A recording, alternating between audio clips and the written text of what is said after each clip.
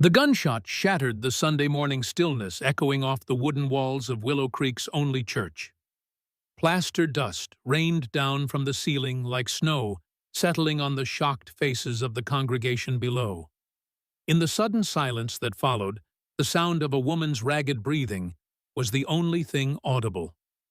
Abigail Harper stood at the altar, her father's revolver still pointed skyward, smoke curling from its barrel. Her wedding dress, once her mother's, hung loosely from her thin frame, yellowed with age and spotted with tears hastily wiped away. The lace at her wrists trembled with each beat of her racing heart. "I am not cattle to be sold," she said, her voice breaking the silence like glass. "I am not a horse to be traded for debts." The congregation gasped as she lowered the gun, aiming it directly at the chest of Nathaniel Thorne, the man who was moments away from becoming her husband. At 40, Nathaniel stood a head taller than most men in the room. His face, weathered by years under the Texas sun, remained unnervingly calm, despite the weapon trained on him. Sheriff Miller moved to draw his own gun, but Nathaniel raised a hand, stopping him. "If shooting me is what you truly want," Nathaniel said, his voice low and steady, as he took a step toward Abigail, "then pull the trigger." Her finger tensed on the trigger. She had imagined this moment for days, standing up, fighting back. But she hadn't expected him to face death so calmly, with eyes that held not anger or fear, but something else, something that made her hand shake. The muzzle of the gun wavered. "Go ahead," Nathaniel said softly now, close enough that the barrel nearly touched his chest. "It's your choice." Abigail's father, Jeremiah Harper, lunged forward from the front pew, his face mottled with rage and embarrassment. "For God's sake, girl, have you lost your mind? Put that gun down." But Abigail didn't look at her father. Her eyes remained locked with Nathaniel's. Searching for the monster she'd expected, the tyrant who'd bought her like merchandise. Instead, she found only a quiet resignation, a depth of sadness that mirrored her own. With trembling hands, she lowered the gun. Nathaniel carefully took the revolver from her, opened the chamber, and held up a single bullet for the congregation to see. "Only one shot," he said loud enough for everyone to hear. "She never intended to kill anyone." He pocketed the bullet and handed the empty gun to Sheriff Miller. A murmur rippled through the church as Nathaniel offered his arm to Abigail. "Shall we continue, or would you prefer to postpone?" Tears streaked down her face as she whispered, "Why aren't you angry?" "Because I recognize pain and desperation when I see it," he replied quietly. "And I've seen it in the mirror often enough." 1 week earlier, Abigail had stood behind the counter of Willow Creek's only apothecary, grinding willow bark with a mortar and pestle. The familiar bitter smell filled the small shop as afternoon sunlight slanted through dusty windows. The rhythmic grinding was a comfort, one of the few constants in her life since her mother's passing 3 years ago. At 19, Abigail had taken over her mother's work, though without the official title of town healer. The wooden shelves around her were lined with glass jars of herbs, tinctures, and remedies, knowledge passed down through her mother's careful teachings, and the worn journal that never left Abigail's possession. The bell above the door jingled, and Abigail looked up to see Mrs. Winters entering the shop, her young son in tow. "Tommy's cough is back," Mrs. Winters said, worry creasing her brow. "Worse than before." Abigail set aside her work and beckoned the boy closer. She pressed her ear to his chest, listening to the wheeze in his lungs. "Has he been near the river again?" she asked, already reaching for a jar of honey and dried thyme. "Yes, playing with the Fletcher boys yesterday," Mrs. Winters admitted. "The river mist aggravates his chest," Abigail explained, measuring ingredients into a small paper sachet. "Steep this in hot water, make sure he drinks it all before bed. Keep him warm and away from the river for at least a week. Mrs. Winters nodded gratefully, fumbling in her purse. How much do I owe you? A dozen eggs when your hens are laying well again, Abigail replied with a small smile. Money was scarce in Willow Creek, and she had long ago adopted her mother's practice of barter. After Mrs. Winters left, Abigail returned to her work, only to be interrupted by a fit of coughing from the back room. She hurried through the curtained doorway to find her sister Sarah doubled over on her cot, face flushed with fever. "It's worse?" Sarah gasped between coughs, her thin shoulders shaking with the effort. At 14, Sarah resembled a willow branch, slender and seemingly fragile, though Abigail knew her sister possessed a quiet strength.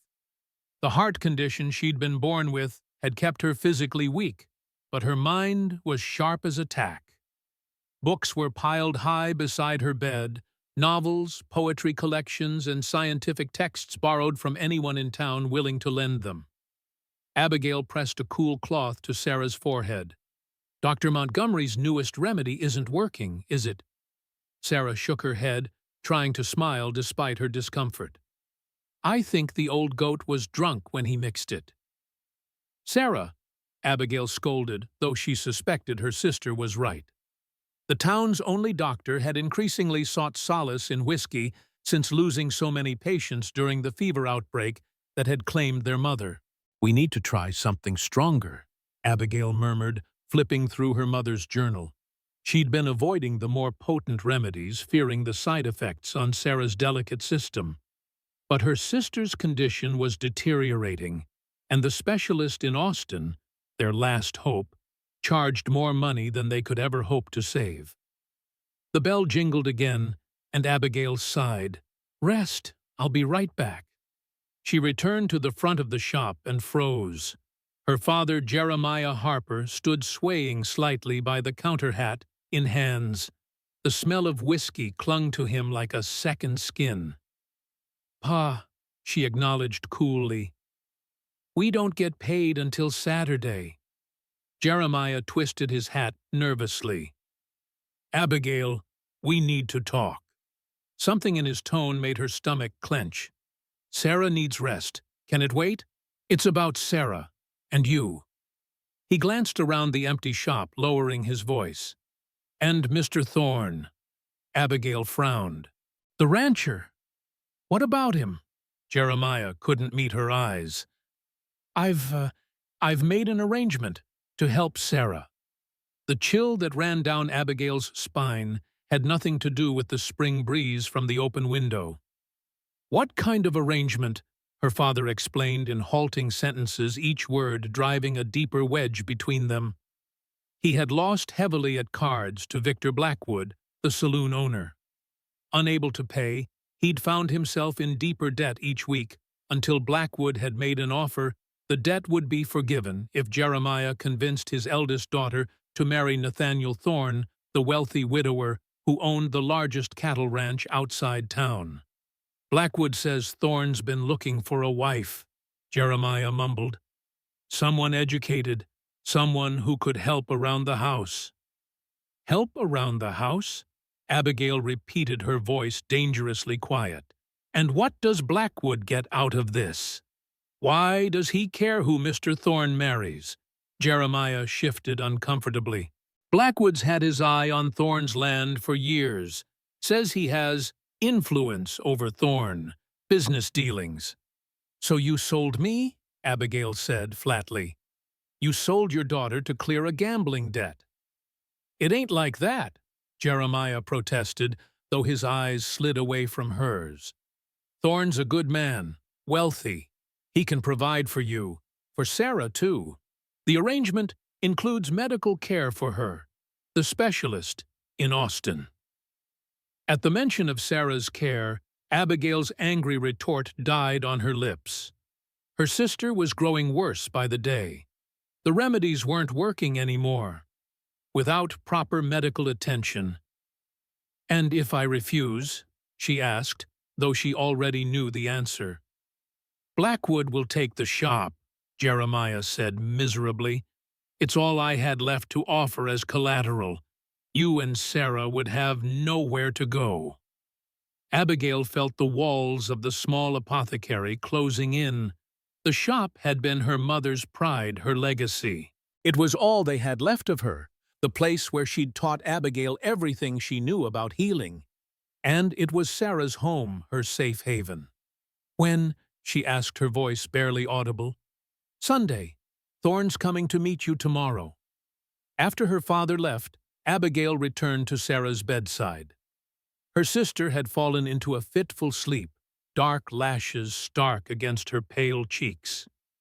Abigail sat beside her, taking one thin hand between her own.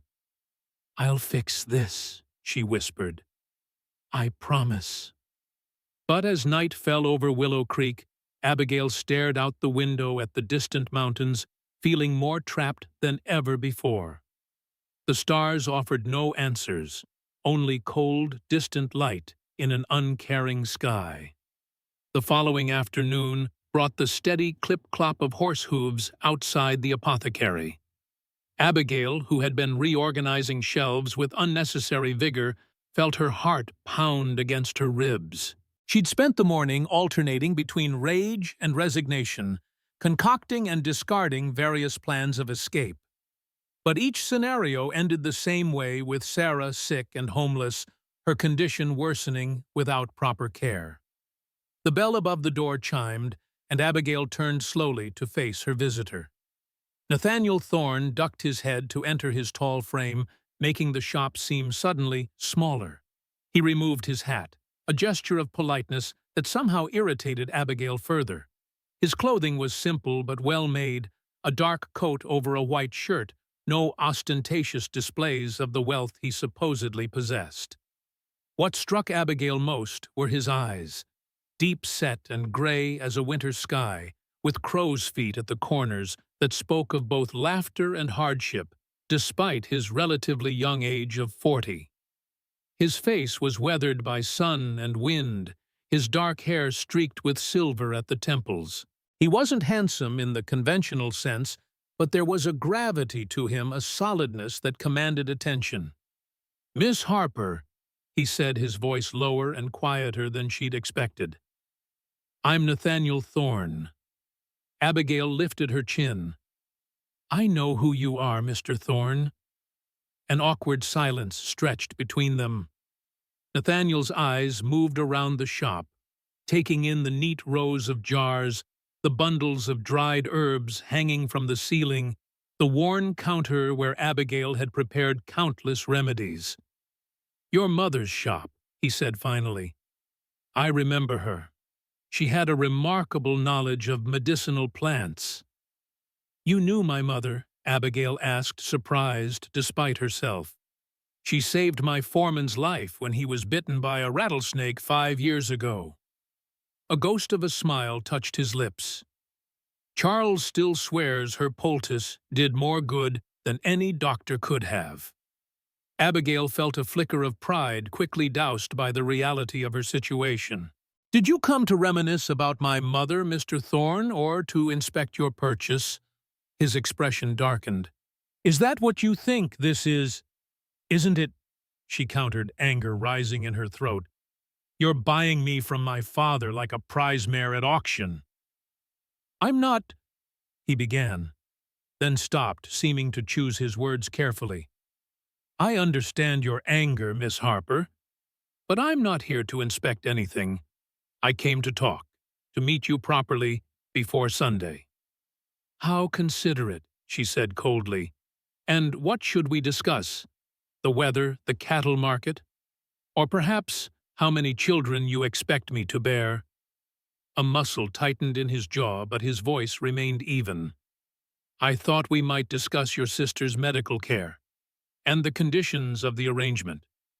"Conditions?" Abigail laughed bitterly. "I wasn't aware I had any say in the matter." "You always have a say, Miss Harper." His gaze was steady. "I'm not in the business of forcing anyone to do anything against their will. Yet here you are, taking advantage of my family's desperation." Nathaniel sighed, placing his hat on the counter between them. I'm offering a solution to a difficult situation. Your sister needs medical care that costs money. I need— He hesitated. A wife. Abigail finished for him. A woman to warm your bed and manage your household. Color rose in his face, not from embarrassment, she realized, but from anger. You think very little of me without knowing me at all. I know enough, she retorted. You're buying a bride half your age because no woman with a choice would accept you. The words were cruel, and Abigail knew it the moment they left her mouth. She expected rage, perhaps even for him to storm out and cancel the arrangement. Instead, Nathaniel looked at her with something like understanding in his eyes. You're frightened, he said quietly, and lashing out is easier than admitting it. The simple truth of his words robbed Abigail of her next barb. She turned away, busying herself with a jar of dried lavender. What exactly do you want from me, Mr. Thorne? She asked her back to him. A partnership, he replied. Not ownership. Abigail turned to face him again, skepticism evident in her expression. I'm not looking for love, Miss Harper, nor am I expecting it. What I'm proposing is a practical arrangement that benefits us both. He spoke with a directness that was almost refreshing after her father's evasions. You and your sister will have a home financial security and the medical care she needs. In return, I ask for your help with managing my household and other matters. What other matters? She asked suspiciously. A shadow seemed to pass over his face. We can discuss those details after you've had time to think about my proposal. It's not much of a proposal when the alternative is homelessness and my sister's declining health, Abigail pointed out. There is always a choice, Miss Harper. Always. His eyes held hers steadily. If you decide to refuse, I'll still ensure your sister receives the medical care she needs. Abigail stared at him, trying to detect the lie, the trap. Why would you do that? Because no one should suffer for another's mistakes. Something in his tone suggested he wasn't only referring to her father's gambling.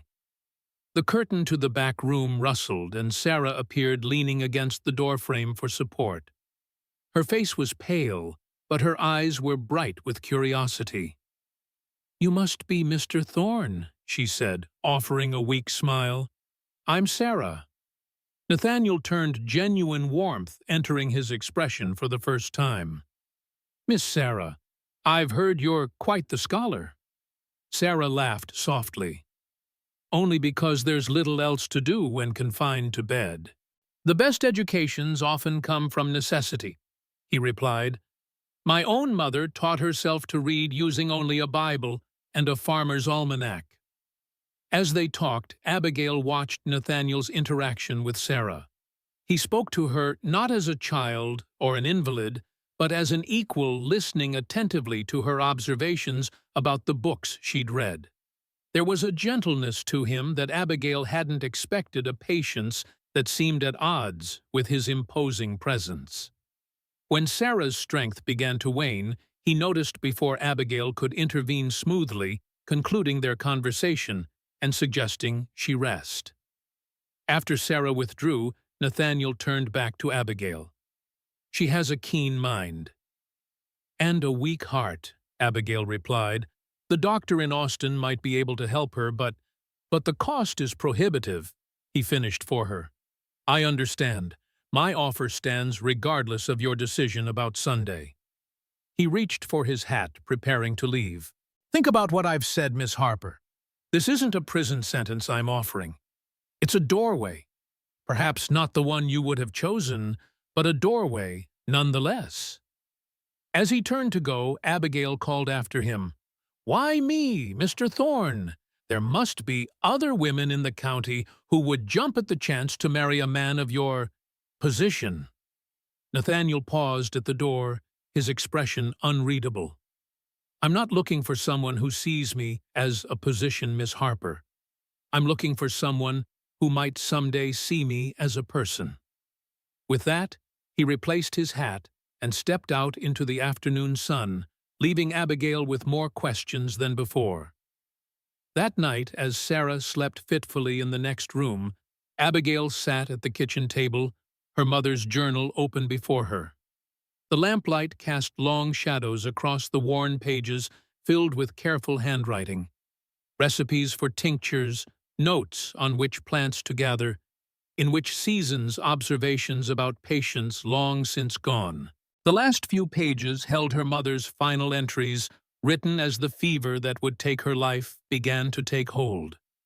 The handwriting grew increasingly unsteady, but the mind behind the words remained sharp until the end.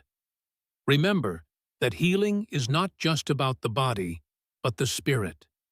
The two cannot be separated. Some wounds cannot be seen, yet they fester more deeply than any physical ailment. Abigail traced the words with her fingertip, wondering what her mother would advise now. Would she tell her daughter to sacrifice her freedom for Sarah's sake? Or would she insist that there must be another way? A sudden violent fit of coughing from Sarah's room jolted Abigail from her thoughts. She hurried to her sister's side, heart sinking at the sight of blood on Sarah's handkerchief. "It's getting worse," Sarah whispered, her voice raspy. Abigail held a cup of water to her sister's lips. "Drink slowly." When Sarah had settled back against her pillows, she fixed Abigail with a knowing look.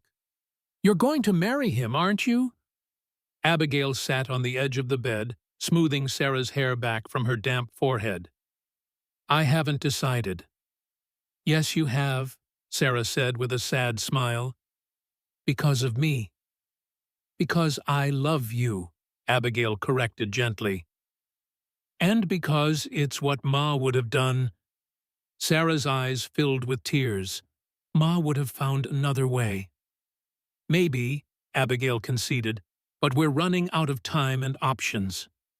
They sat in silence for a moment, the only sound the ticking of the clock in the other room. Finally, Sarah spoke again, her voice small but determined. "He seems different from what the gossips say." Abigail raised an eyebrow. "And what do the gossips say? That he's strange, keeps to himself. That after his wife died, he became a recluse." Sarah coughed lightly. "But he was kind to me. He looked me in the eyes when we spoke, not with pity like most people do." Abigail had noticed that too. There had been no condescension in Nathaniel's manner towards Sarah, no uncomfortable avoidance of her condition. "One marriage doesn't have to be your whole life, Abby," Sarah continued, using the childhood nickname that only she was allowed. "Ma used to say that sometimes we have to cross difficult terrain to reach better lands." Abigail squeezed her sister's hand. "When did you get so wise?" "All that reading," Sarah replied with a weak smile. "It has to be good for something." Later, as Abigail lay in her own narrow bed, staring at the ceiling, she thought of Nathaniel Thorne's steady gaze, his quiet voice. "I'm not looking for someone who sees me as a position.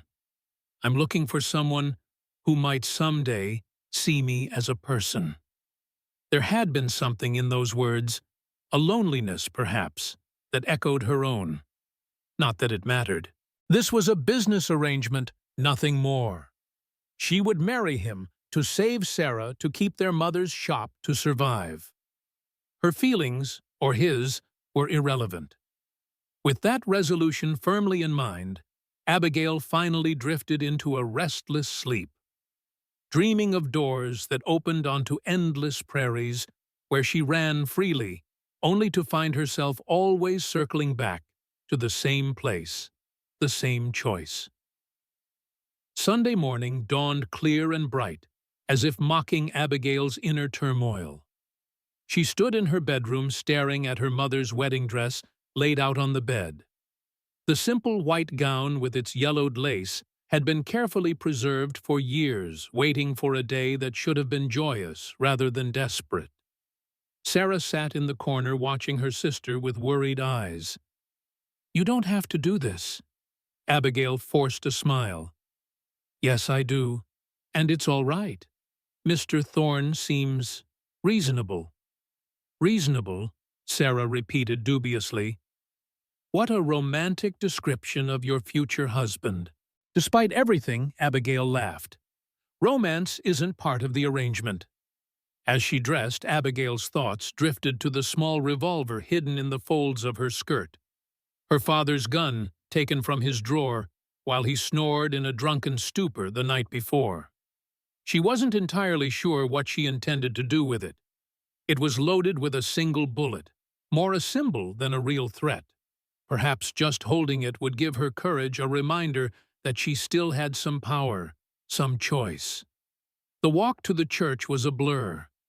Jeremiah, sobered for the occasion, offered his arm stiffly. Sarah followed behind, leaning on Mrs. Winters for support. The townsfolk lined the street, their faces a mix of curiosity and pity. Abigail held her head high, ignoring the whispers that followed her. Poor thing, marrying that odd Thorne fellow. Heard her father lost everything at cards. Better than starving, I suppose. The church was surprisingly full. Abigail suspected most had come for the spectacle, rather than to wish her well. Victor Blackwood sat prominently in the second row, his corpulent frame taking up space meant for two, his thin lips curved in a satisfied smile that made Abigail's skin crawl. And there, at the altar, stood Nathaniel Thorne, tall and solemn in a black suit that had seen better days, but was clearly his best. His eyes found hers as she entered, and something passed between them. Not love or desire, but a mutual recognition of the gravity of what they were about to do. As Jeremiah placed her hand in Nathaniel's, Abigail felt the cold metal of the gun pressing against her thigh through the fabric of her dress. Nathaniel's hand was warm and calloused, a working man's hand despite his wealth. The minister began the ceremony, his voice droning on about duty and obedience. Abigail barely heard him, her pulse roaring in her ears as the moment of decision approached. When the minister asked if she would take this man as her husband, the world seemed to narrow to a pinpoint. In that moment, all the fear, anger, and resentment of the past days crystallized into a single defiant action. Before she fully realized what she was doing, Abigail had pulled the revolver from the folds of her dress and fired a shot into the ceiling. And now, here she stood in the aftermath of that impulsive act, the gun lowered, but her resolve unbroken. Nathaniel Thorne had surprised her again, facing death, with a calm that bordered on welcome, speaking words that pierced through her anger. "If shooting me is what you truly want, then pull the trigger." As the empty revolver was taken from her trembling hands, Abigail realized she had made her choice. Not when she fired the gun, but when she wouldn't, pull the trigger a second time. Nathaniel's question hung in the air between them. "Shall we continue, or would you prefer to postpone?" Abigail looked past him to Sarah, whose face was pale with shock, but whose eyes held no judgment. Then to Blackwood, whose smug expression had transformed to outrage. And finally back to Nathaniel, who waited patiently for her answer. "Continue," she said, her voice steadier than she felt. "Let's finish what we started." The remainder of the ceremony passed in a daze. Abigail spoke her vows mechanically, feeling as if she were watching herself from a great distance. Nathaniel's responses were clear and firm, his gaze never leaving her face. When the minister pronounced them husband and wife, Nathaniel did not kiss her. Instead, he simply offered his arm, which she took with numb fingers. Together, they walked down the aisle, past the stunned congregation, and out into the bright spring sunshine. A wagon waited outside, already loaded with trunks containing Abigail and Sarah's belongings. Sarah was helped aboard by Mrs. Winters, who gave Abigail's hand a sympathetic squeeze before stepping back. Jeremiah approached awkwardly, hat in hand. "Abigail, Not now, Pa," she interrupted, unable to bear whatever excuse or justification he might offer. As Nathaniel helped Abigail onto the wagon seat, Blackwood pushed his way through the crowd, his face mottled with anger. "You've made a spectacle of yourself, Thorne," he said, voice carrying for all to hear. "Taking a mad woman for a wife." Nathaniel's expression didn't change, but Abigail felt his body tense beside her. "The only spectacle here, Blackwood, is your poor attempt to meddle in my affairs," Nathaniel replied evenly. "Our business is concluded. I suggest you remember that."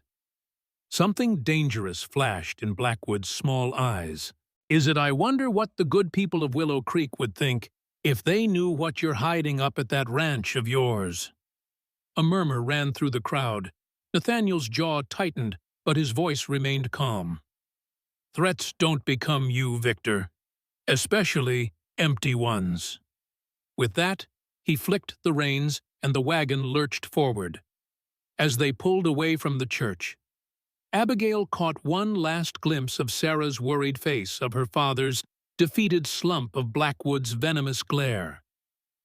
"What was Blackwood talking about?" she asked, as the town receded behind them. "What are you hiding?" Nathaniel kept his eyes on the road. "Everyone has secrets, Mrs. Thorne. Some are simply more complicated than others." The use of her new name, Mrs. Thorne, sent a shiver down Abigail's spine. She was married now, bound to this enigmatic man who had bought her future, but faced her gun without flinching. A man who, despite his apparent wealth, wore a patched suit to his own wedding. A man who clearly had enemies and secrets he wasn't ready to share.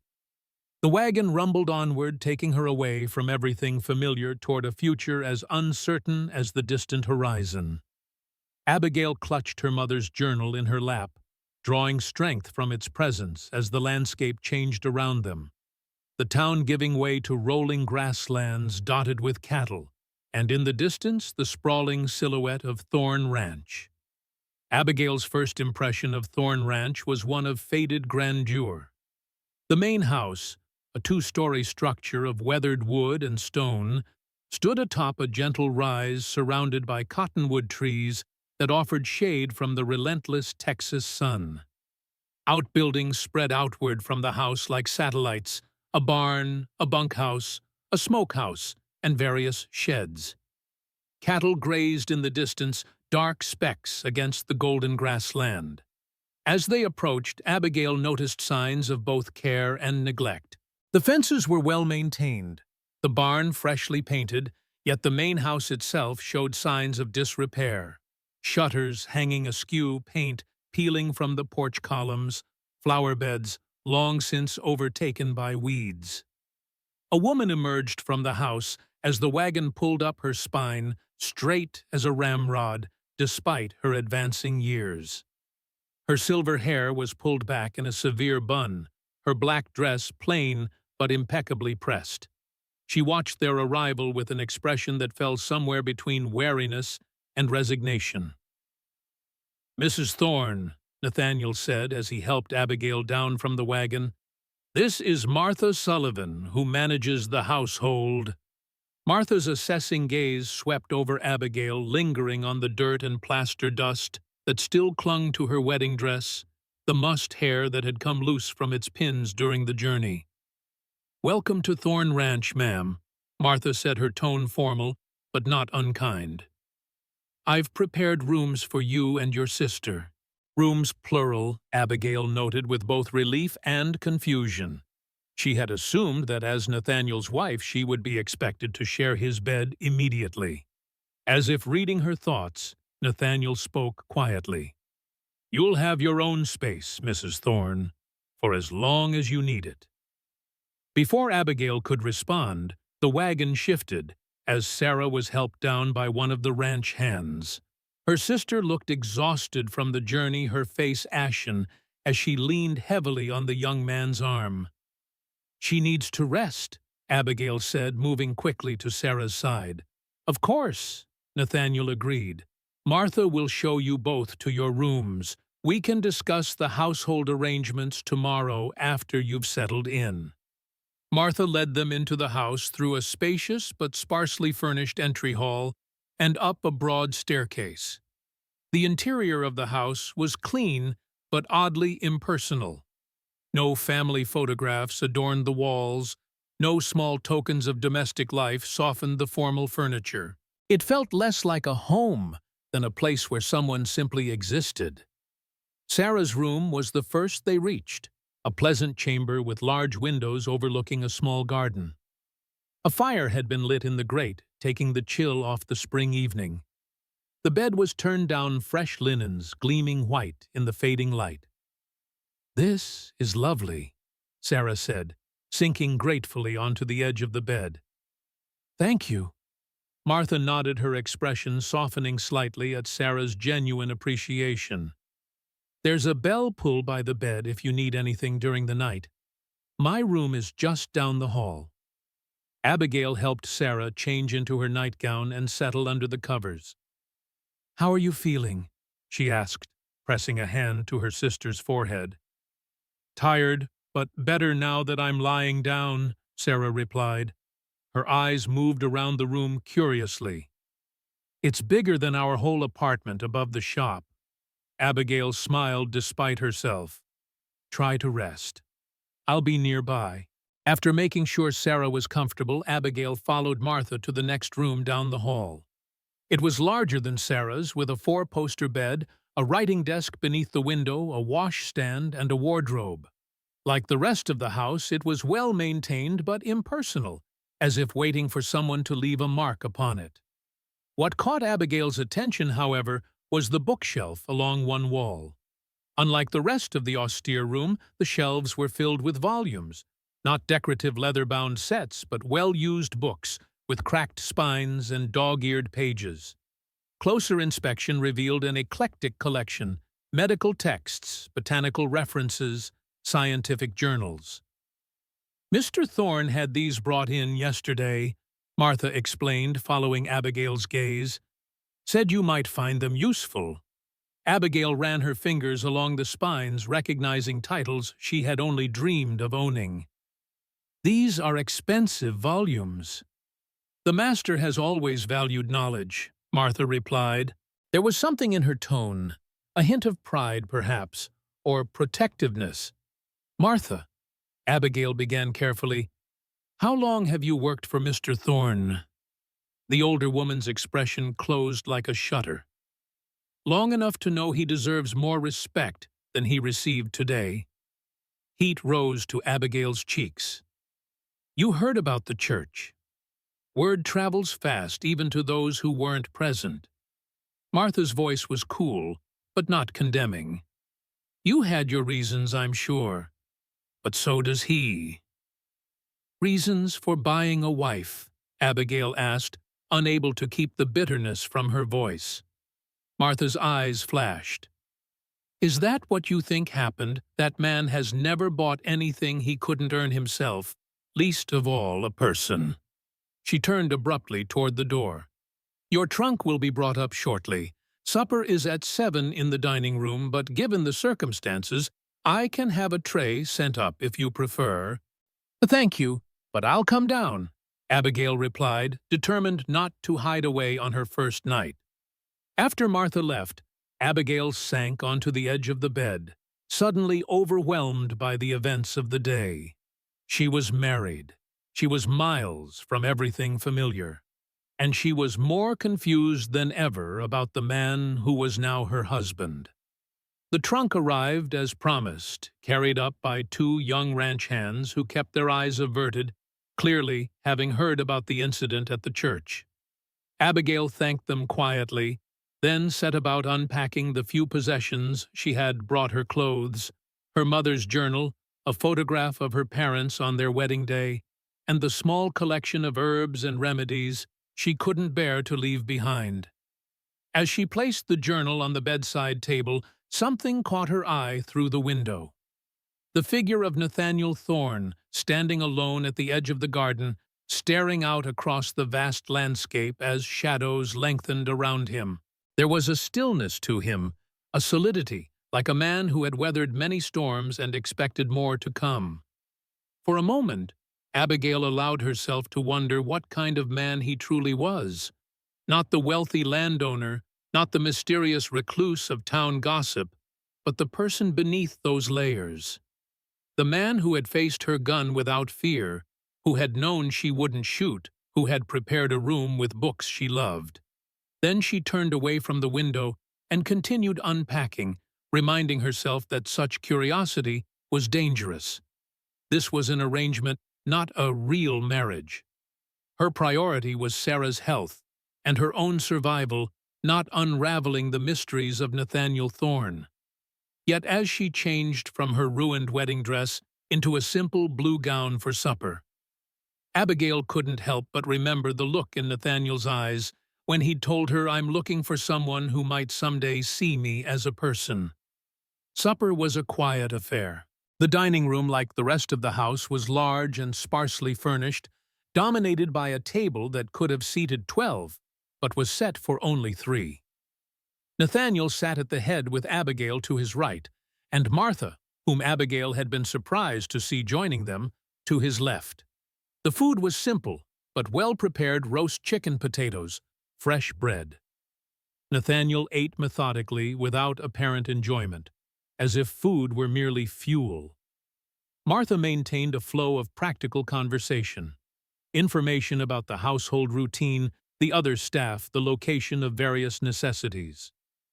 Rosa Martinez comes in 3 days a week to help with laundry and heavier cleaning, Martha explained. Charles Miller is the foreman. He manages the ranch hands and reports to Mr. Thorne. Dr. Montgomery visits from town once a month, but given your sister's condition, we can arrange more frequent visits. Abigail nodded, absorbing the information while acutely aware of Nathaniel's quiet presence. He contributed occasionally to the conversation, but seemed content to let Martha handle the details. "Is there a garden for medicinal herbs?" Abigail asked during a lull. "I noticed a small plot behind the house." "That was Mrs. Thorne's garden," Martha replied, then stopped abruptly, color rising in her weathered cheeks. "That is the previous Mrs. Thorne's. It's not been properly tended these past years, but the soil is good." An awkward silence fell. Abigail glanced at Nathaniel, whose expression had not changed, though his knuckles had whitened slightly around his fork. "You're welcome to use it as you see fit," he said after a moment. "Martha can show you where the gardening tools are kept." "Thank you," Abigail replied, curiosity growing about the previous Mrs. Thorne. The woman must have died clearly, but how long ago? What had she been like? And how had her death affected the man now sitting across from her? The meal continued in strained silence until a sudden sound from upstairs, a thump followed by a cry, had Abigail on her feet instantly. "Sarah!" She was halfway to the door before she realized Nathaniel had also risen, concern evident in his face. They reached Sarah's room together, finding her on the floor beside the bed, a water glass shattered nearby. She looked up at them with embarrassment, trying to catch her breath. "I'm sorry," she gasped. "I got dizzy when I tried to reach for water." Abigail knelt beside her sister, checking for injuries, while Nathaniel carefully picked up the broken glass. "Why didn't you ring for help?" "I didn't want to be a bother on the first night," Sarah admitted, allowing Abigail to help her back into bed. "You're never a bother," Nathaniel said quietly. It was the most direct statement he'd made all evening, and the sincerity in his voice seemed to surprise both sisters. Martha appeared in the doorway with a broom and dustpan. "Shall I send for Dr. Montgomery?" Abigail shook her head, her hand on Sarah's wrist, counting her pulse. "Her heart is racing, but it's settling. Rest is what she needs now." "I'll sit with her," Nathaniel offered, surprising Abigail again. "If you don't mind," he added, seeming to realize the presumption. Abigail hesitated, studying his face for any hidden motive. Finding none, she nodded slowly. "I'll get my herbs from my room. There's a tea that helps her sleep." While Martha cleaned up the broken glass, Abigail hurried to retrieve her supplies. When she returned, she found Nathaniel seated in the chair beside Sarah's bed, speaking to her in a low voice. Sarah was smiling weakly at whatever he was saying. "My mother used to make it with honey and cinnamon," he was telling her. "Said it could cure anything from a broken bone to a broken heart." "Did it work?" Sarah asked. A shadow passed over his face. "For some things, not others." Abigail cleared her throat softly, and both turned to her. She busied herself preparing the tea, adding dried chamomile and a pinch of valerian to the pot Martha had brought up. As she worked, she was aware of Nathaniel watching her hands with quiet interest. When the tea had steeped, she poured a cup and added a spoonful of honey. "Drink it all," she instructed Sarah. "It will help you sleep without troubling your heart." Sarah obediently sipped the tea, grimacing slightly at the bitter undertaste despite the honey. When she had finished, Abigail tucked the blankets around her. "Stay until I fall asleep," Sarah asked suddenly, looking very young and vulnerable. "Of course." Abigail sat on the edge of the bed, stroking her sister's hair, as she had done since they were children. To her surprise, Nathaniel did not leave. Instead, he remained in the chair, a silent presence that was oddly comforting rather than intrusive. The three of them sat in the quiet room, the only sounds Sarah's gradually slowing breaths and the occasional pop from the fire. When Sarah finally drifted off to sleep, Abigail carefully rose from the bed. Nathaniel stood as well, and they slipped quietly from the room. In the hallway, lit only by a single lamp, they faced each other awkwardly. Abigail was acutely aware that this was traditionally when a bride and groom would retire to their marriage bed. Nathaniel seemed equally aware of the convention they were bypassing. "Thank you," she said finally, "for sitting with her." He nodded. "She reminds me of someone I knew once. Same spirit. Your wife." The question slipped out before Abigail could stop it. Nathaniel's expression didn't change, but something in his eyes closed off. "No, someone else." After a pause, he added, "I meant what I said earlier. You'll have your own space for as long as you need it." Relief and confusion mingled in Abigail's chest. That's not the usual expectation in marriage. "This isn't a usual marriage." His voice was quiet, but firm. "Good night, Mrs. Thorne." He turned to go, but Abigail called after him softly, "Mr. Thorne." He paused, looking back at her. "My name is Abigail. If we're to live together, perhaps you should use it." Something flickered in his eyes, surprise, perhaps, or the ghost of a smile. "Good night, Abigail."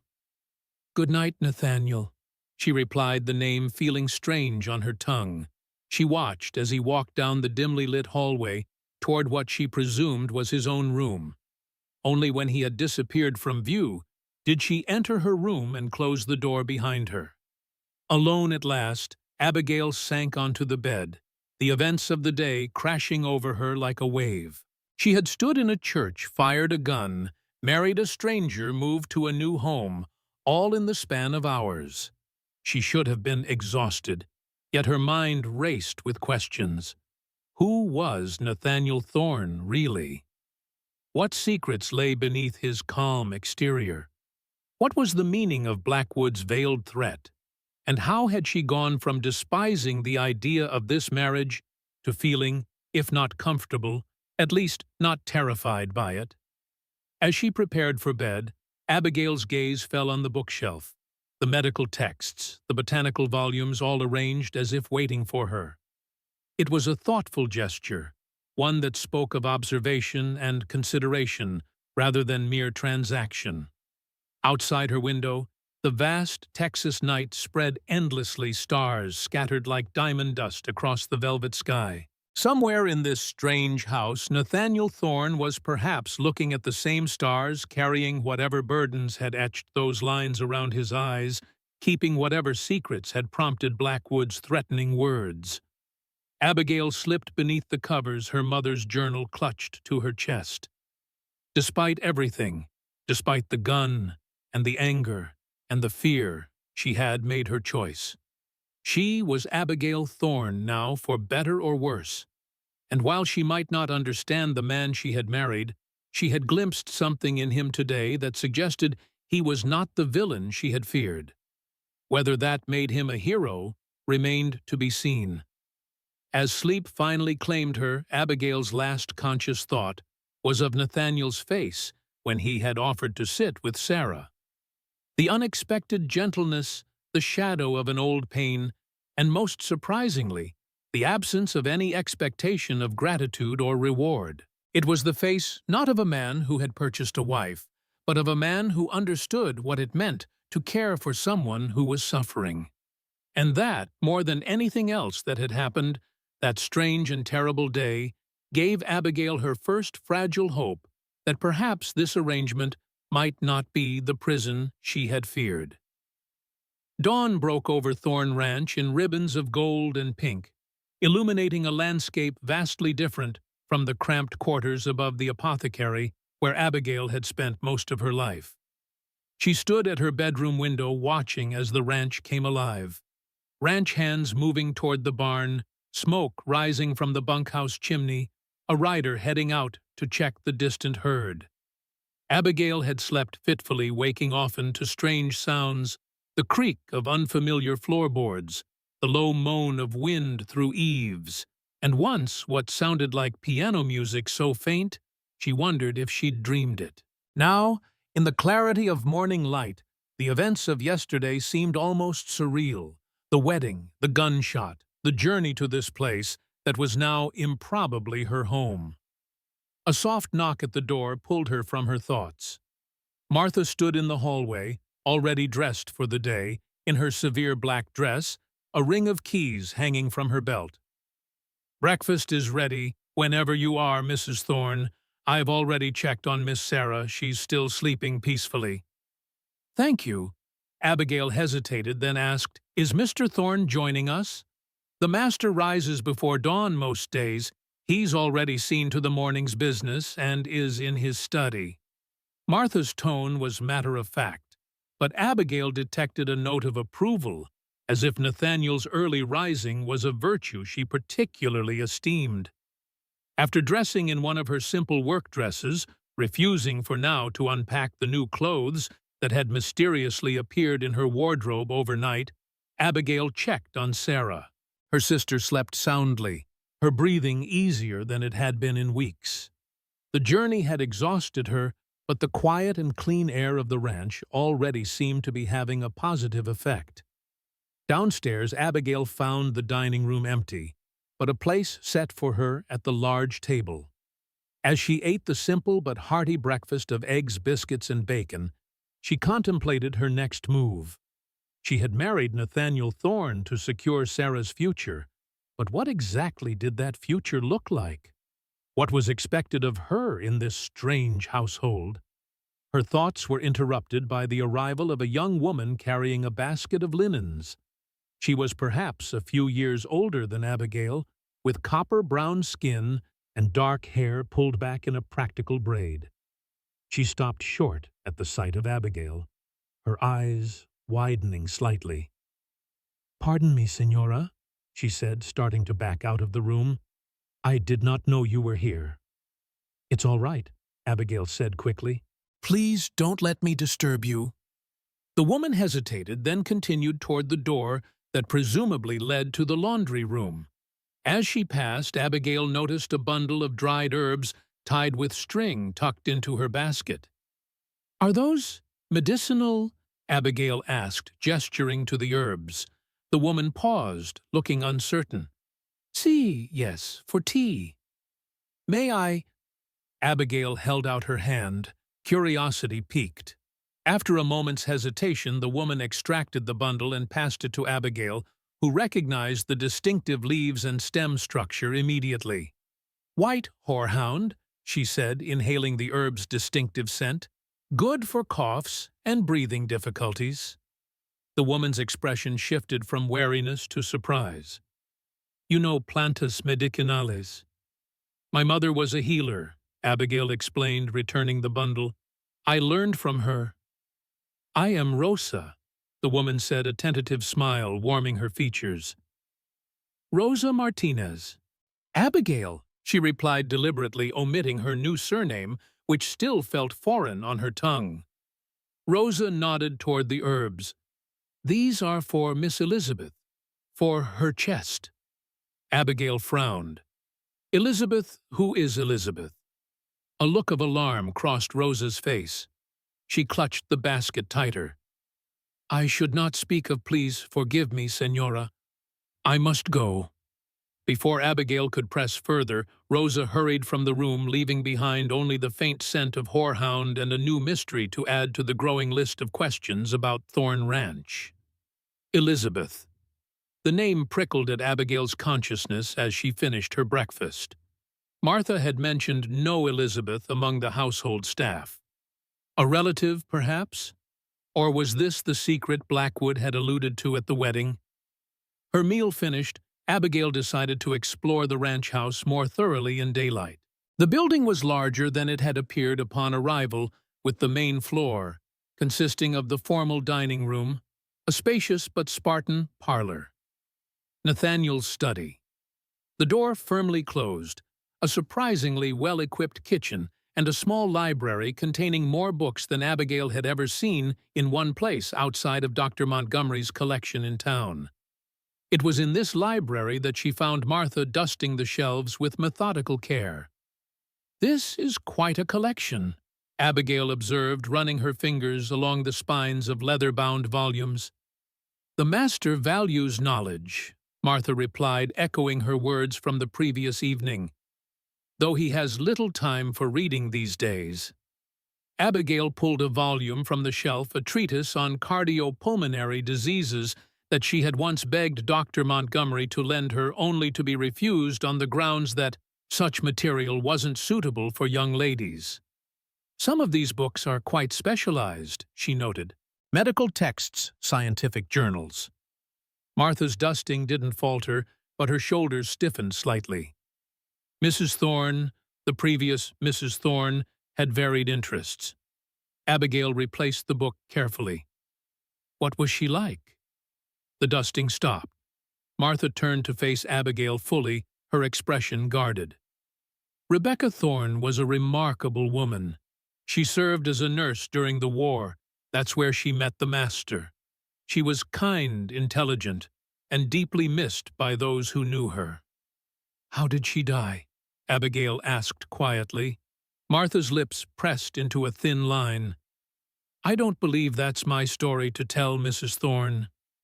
Before Abigail could respond, a fit of coughing echoed from somewhere upstairs, deep, racking coughs that spoke of serious illness. But the sound wasn't coming from Sarah's room. It emanated from the far end of the hallway, from a part of the house Abigail hadn't yet explored. Martha's reaction was immediate.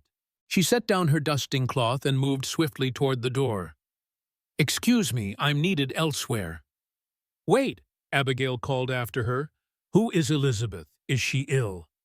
Martha paused in the doorway, conflict evident on her face. "Some questions are better asked directly of your husband, Mrs. Thorne. Now, if you'll excuse me." Abigail watched her go, frustration mingling with growing curiosity. The coughing had stopped, but the questions it raised lingered in the air like dust motes caught in sunlight. Determined to find answers, Abigail left the library and climbed the stairs to the second floor. She checked on Sarah, who was awake now and sitting up in bed, looking through one of the books Abigail had unpacked for her. "How are you feeling this morning?" Abigail asked, pressing a hand to her sister's forehead. "No fever, a good sign." "Better," Sarah replied, her eyes bright with curiosity. This house is full of interesting sounds. I heard piano music last night, very faint. And just now someone was coughing terribly. So Abigail hadn't imagined the music. Did you ring for anyone? Sarah shook her head. I didn't need anything, and I didn't want to bother Martha. She seems nice, but rather formidable. Abigail laughed softly. That's a diplomatic way of putting it. She sat on the edge of the bed. What do you make of all this, Sarah? The ranch, Nathaniel. Everything. Sarah considered the question seriously, as she did most things. It's not what I expected. He's not what I expected. She tilted her head. Have you spoken with him this morning? No, apparently he rises with the dawn and has already been working for hours. You should find him, Sarah suggested. Talk to him. There's something about this place, Abby. Something sad. Abigail squeezed her sister's hand. Rest now. I'll bring you some breakfast, and then see what I can discover about our new home. After making sure Sarah had food and fresh water, Abigail continued her exploration of the second floor. The hallway extended beyond their rooms, turning a corner to reveal another corridor with several closed doors. She walked quietly, listening for any sound that might indicate where the coughing had come from. The first door she tried was locked. So was the second. The third opened to reveal a linen closet, neatly organized with sheets and towels. The fourth door at the very end of the hall was not only locked, but had a small table positioned before it, holding a tray with an empty glass and several medicine bottles. Abigail examined the bottles carefully. Laudanum, a tincture of wild cherry bark, and a bottle of dark liquid she didn't recognize. All treatments for severe coughing, the kind associated with consumption or pneumonia.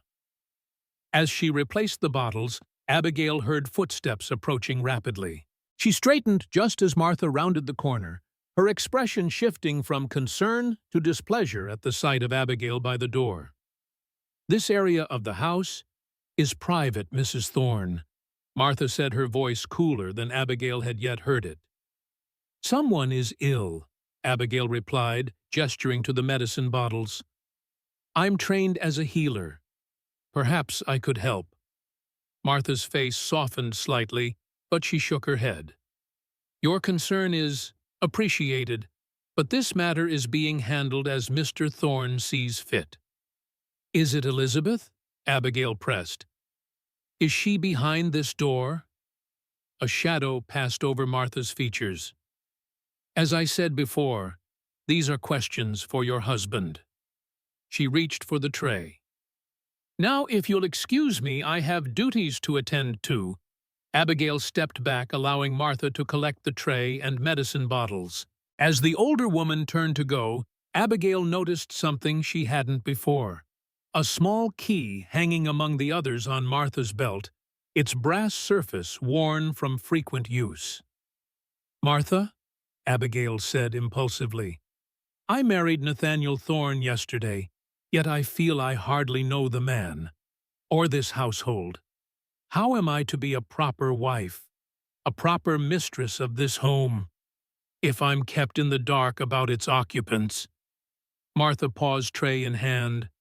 For a moment, Abigail thought she might relent. Then her expression hardened once more. That Mrs. Thorne is a conversation you need to have with your husband. You'll find him in the stables at this hour. With that, she disappeared back down the hallway, leaving Abigail alone with her mounting questions. The stables were located behind the main house, a long, low building that smelled of hay leather and horses. Abigail hesitated at the entrance, suddenly uncertain. In the apothecary, she had been confident, knowledgeable, in control.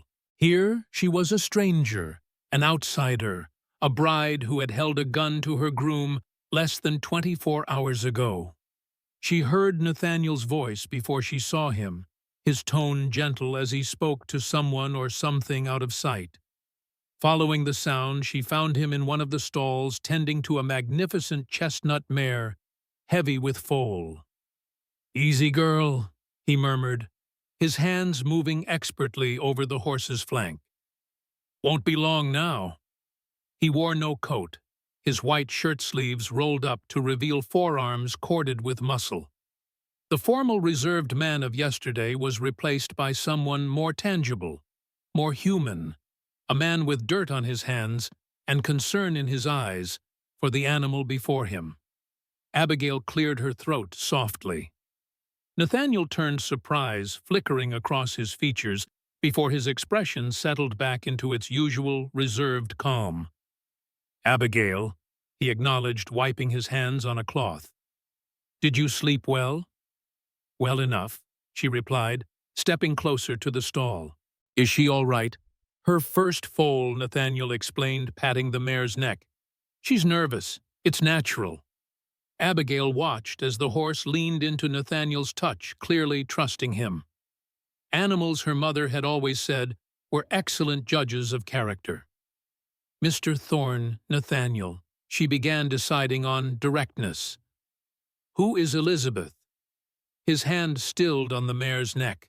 When he turned to face Abigail fully, his expression was carefully neutral. "Where did you hear that name? Rosa mentioned it this morning. She was carrying herbs for Miss Elizabeth, and I heard someone coughing someone who isn't Sarah." Nathaniel was quiet for a long moment, studying Abigail as if assessing something crucial. Finally, he sighed. "Elizabeth is my sister. She's been ill for a long time." "Your sister?" Abigail echoed, surprised. No one in town had ever mentioned Nathaniel Thorne having a sister. "She lives in the east wing of the house. Her health is fragile. She rarely leaves her rooms." "What's wrong with her?" Abigail asked, professional interest mingling with personal curiosity. Nathaniel's jaw tightened. "Consumption. The doctors in Austin gave her 6 months. That was 2 years ago. Consumption, tuberculosis of the lungs. A diagnosis that was typically a death sentence, yet Elizabeth had survived far longer than expected." "I'd like to meet her," Abigail said. Nathaniel shook his head. "Elizabeth values her privacy, and her condition makes her uncomfortable around strangers." "I'm not a stranger. I'm your wife." The words felt strange in Abigail's mouth, but she pressed on. "And I have medical training. Perhaps I could help." "We've consulted every doctor within 100 miles, Nathaniel replied, a hint of bitterness entering his voice. "None have offered anything beyond temporary relief." "Sometimes fresh eyes see what familiar ones miss," Abigail countered. "My mother developed several treatments for respiratory ailments that proved effective when conventional methods failed." Nathaniel regarded her silently, his expression unreadable. The mare shifted restlessly in her stall, sensing the tension. "Is this why you married me?" Abigail asked suddenly, the pieces beginning to align in her mind. "Not for a wife, but for my medical knowledge. For Elizabeth." A muscle worked in Nathaniel's jaw. "I married you because you needed security for yourself and your sister. And I needed someone who could understand certain challenges. Someone with compassion and practical knowledge." "You could have simply hired me as a healer," Abigail pointed out. "Would you have left your shop, your home, to live at the ranch of a man the town considers strange at best, sinister at worst?" He had a point. Abigail would never have considered such an arrangement. "Besides," Nathaniel continued, his voice softening slightly, "a permanent arrangement offered what we both needed: security for you and Sarah and—" He hesitated. "And what?" Abigail prompted. "Continuity of care for Elizabeth," he finished, though Abigail sensed there was more he wasn't saying. Before she could press further, the mare nickered anxiously, drawing Nathaniel's attention back to her. He murmured soothingly, checking her condition with practiced hands. "She's closer than I thought," he said, more to himself than to Abigail. Charles should be here. I can help, Abigail offered, stepping into the stall. I've assisted with foaling before.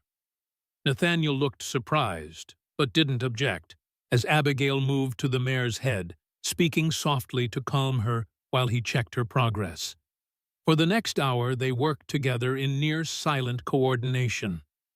Nathaniel's hands were steady and sure, his movements efficient. Abigail found herself impressed by his knowledge and the gentle authority with which he handled the nervous animal. When the foal finally emerged, a gangly wet creature with impossibly long legs, Nathaniel's face transformed. The reserve fell away, replaced by a genuine smile that reached his eyes, softening the lines around them and revealing a glimpse of who he might have been in happier circumstances. "A colt," he said, his voice warm with satisfaction, as the newborn struggled to stand on wobbling legs. "Strong, too." Abigail watched as the mare nuzzled her full maternal instinct, overriding her earlier anxiety. "Life finding a way," she murmured, remembering her mother's words whenever they witnessed a birth. Nathaniel glanced at her, something like recognition in his eyes. "My father used to say that. Life always finds a way, even through the hardest ground." The moment of connection stretched between them, tentative, fragile, but real. Then Nathaniel seemed to remember himself, his expression closing once more as he stepped back from the stall. "Thank you for your help," he said formally. "You have a steady hand." Abigail recognized the withdrawal, the retreat behind walls she was beginning to understand, were built from old pain, not coldness. "Nathaniel," she said quietly, "I would like to meet your sister, not as a healer if that makes you uncomfortable, but as your wife, as someone who lives in this house and cares about its occupants." He studied her for a long moment, his gray eyes searching hers. "I'll speak with Elizabeth," he said finally. "The decision must be hers." It wasn't the answer Abigail had hoped for, but it was progress. She nodded, accepting the compromise. As they walked back toward the house together, Abigail ventured another question. "The piano music Sarah and I heard last night, was that Elizabeth—" A shadow passed over Nathaniel's face. "She was a gifted pianist before her illness. Now she plays only occasionally when her strength permits. The music helps her forget the pain, I think. And Martha, she was Rebecca's nurse during the war." Nathaniel stopped walking, turning to face Abigail fully. "You've been asking questions." "Trying to understand the household I've joined," Abigail corrected gently. "Is that so strange?" After a moment he shook his head. "No, I suppose not. Yes, Martha served with Rebecca during the war. They became close, closer than mistress and servant typically are. When Rebecca and I married, Martha came with her. After Rebecca's death, she stayed to help with Elizabeth. She's very protective of you both." "We've been through much together," Nathaniel said simply. They had reached the back porch of the house. Nathaniel paused, seeming to come to a decision. "I have business to attend to this afternoon, but perhaps this evening after dinner we could speak further. There are things you should know about this household, about the arrangement we've entered into." Abigail nodded, relieved that he was finally willing to share more information. "I'd like that." As Nathaniel turned to go, Abigail called after him softly. "The foal, what will you name him?" He glanced back, a hint of the earlier warmth returning to his eyes. Traditionally, that honor would go to the woman of the house. The invitation surprised her. "I'll have to give it some thought," she said, feeling oddly touched by the gesture. Nathaniel nodded and continued toward his study, leaving Abigail on the porch, with the sense that for all the mysteries still surrounding Thorn Ranch, she had at least begun to find her footing. The afternoon passed slowly. Abigail spent most of it with Sarah reading aloud from one of the books from the library, and discussing their new circumstances in hushed tones. "So there's a mysterious sister hidden away in the East Wing," Sarah mused, her eyes bright with interest. "Like something from a novel." "This isn't a novel," Abigail reminded her gently. "Elizabeth Thorne is a real woman suffering from a real illness." "Of course," Sarah said, looking chastened. "I didn't mean to sound callous. It's just, it explains so much, doesn't it? Why Mr. Thorne lives so isolated, why he needed someone with medical knowledge, why the townspeople whisper about him." Abigail nodded, tucking the blanket more securely around Sarah's legs. "I believe it's part of the explanation, yes. But there's more to the story. I can feel it." "Are you going to meet her?" "If she agrees. Nathaniel says the decision must be hers." Abigail straightened a stack of books on the bedside table. "How are you feeling, truthfully?" Sarah considered the question. "Better than in town. The air is clearer here and the quiet helps. My heart doesn't race as much." She glanced towards the window where late afternoon sun slanted golden across the floor. "I think I might even try sitting on the porch tomorrow if Martha doesn't object." "I'm sure she won't," Abigail said, though she wasn't entirely convinced. Martha Sullivan ran the household with military precision, and disruptions to her routine were clearly unwelcome. A soft knock at the door interrupted their conversation. Rosa stood in the doorway, a tray in her hands. "Tea, Miss Sarah," she said, entering at Abigail's nod. She set the tray on the bedside table with care. "And fresh biscuits. Martha says you must keep up your strength." Sarah smiled warmly. "Thank you, Rosa. It smells wonderful." As Rosa arranged the tea things, Abigail noticed dried herbs sprinkled into the teapot. Not the usual black tea served at breakfast, but a herbal blend she recognized by scent. "Hawthorn and motherwort," she observed. "Good for the heart." Rosa glanced at her, a flicker of respect in her dark eyes. "Si, Senora. My grandmother's recipe. I told Martha it might help Miss Sarah." "You know herbal medicine?" Abigail asked, intrigued. "Some. My grandmother was curandera healer in her village in Mexico. She taught my mother, who taught me." Rosa's expression turned wistful. "Not everything. There was not enough time." Abigail understood that particular grief all too well, the knowledge lost when a teacher departed too soon, the gaps in learning that could never be filled. "Perhaps we could share what we know," she suggested. "I learned from my mother, who learned from hers. Different traditions, but the plants themselves don't care who uses them, only how." Rosa's face brightened. "I would like that very much, Senora." After Rosa left, Sarah sipped her tea thoughtfully. "You're making allies," she observed. "I'm trying to understand this place," Abigail corrected. "And the people in it. And including your husband." Abigail smoothed an imaginary wrinkle from her skirt. "Especially him." Sarah's expression turned serious. "Be careful, Abby. Not because I think he means us harm, I don't, but because—" She hesitated, searching for the right words. "Because I think he's carrying a burden heavier than most, and such men can be dangerous not to others, but to themselves." Sometimes Abigail forgot how perceptive her sister was, how deeply she observed the world from her limited vantage point. "I'll be careful," she promised, leaning forward to press a kiss to Sarah's forehead. "Now drink your tea before it gets cold." Dinner that evening was slightly less awkward than the previous night's meal. Sarah felt well enough to join them at the table, which lightened the atmosphere considerably. Her natural curiosity and gentle manner seemed to put even Martha at ease, and she asked thoughtful questions about the ranch's operations that Nathaniel answered with more animation than Abigail had yet seen from him.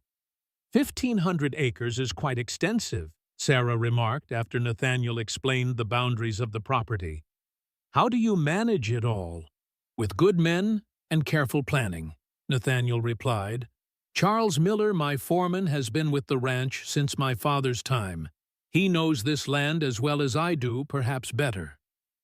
And the cattle Mr. Patterson in town said your Herefords are the finest in the county." A hint of pride crossed Nathaniel's face. "We've worked hard to improve the stock.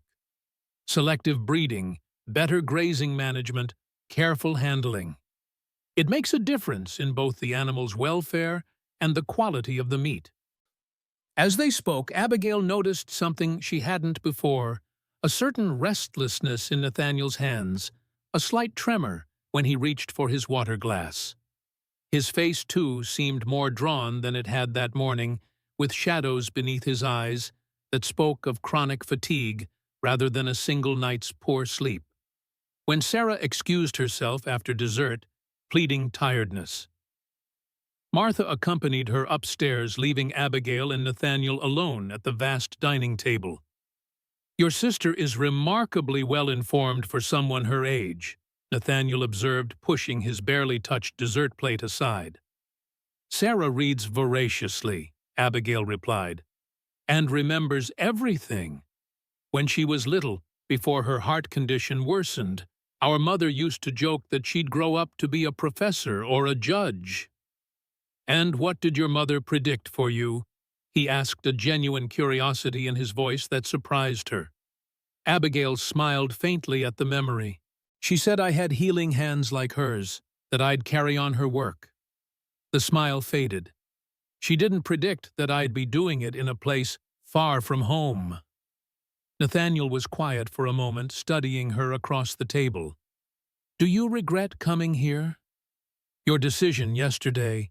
It was a more direct question than she'd expected from him. Abigail considered her answer carefully. "I regret the circumstances that made it necessary," she said finally. "But no, I don't regret the decision itself. Sarah already seems stronger here, and She hesitated. "I'm beginning to think that perhaps this arrangement might benefit us all in ways I didn't anticipate." Something flickered in Nathaniel's eyes. Relief, perhaps, or gratitude. Before he could respond, Martha returned, her footsteps brisk on the hardwood floor.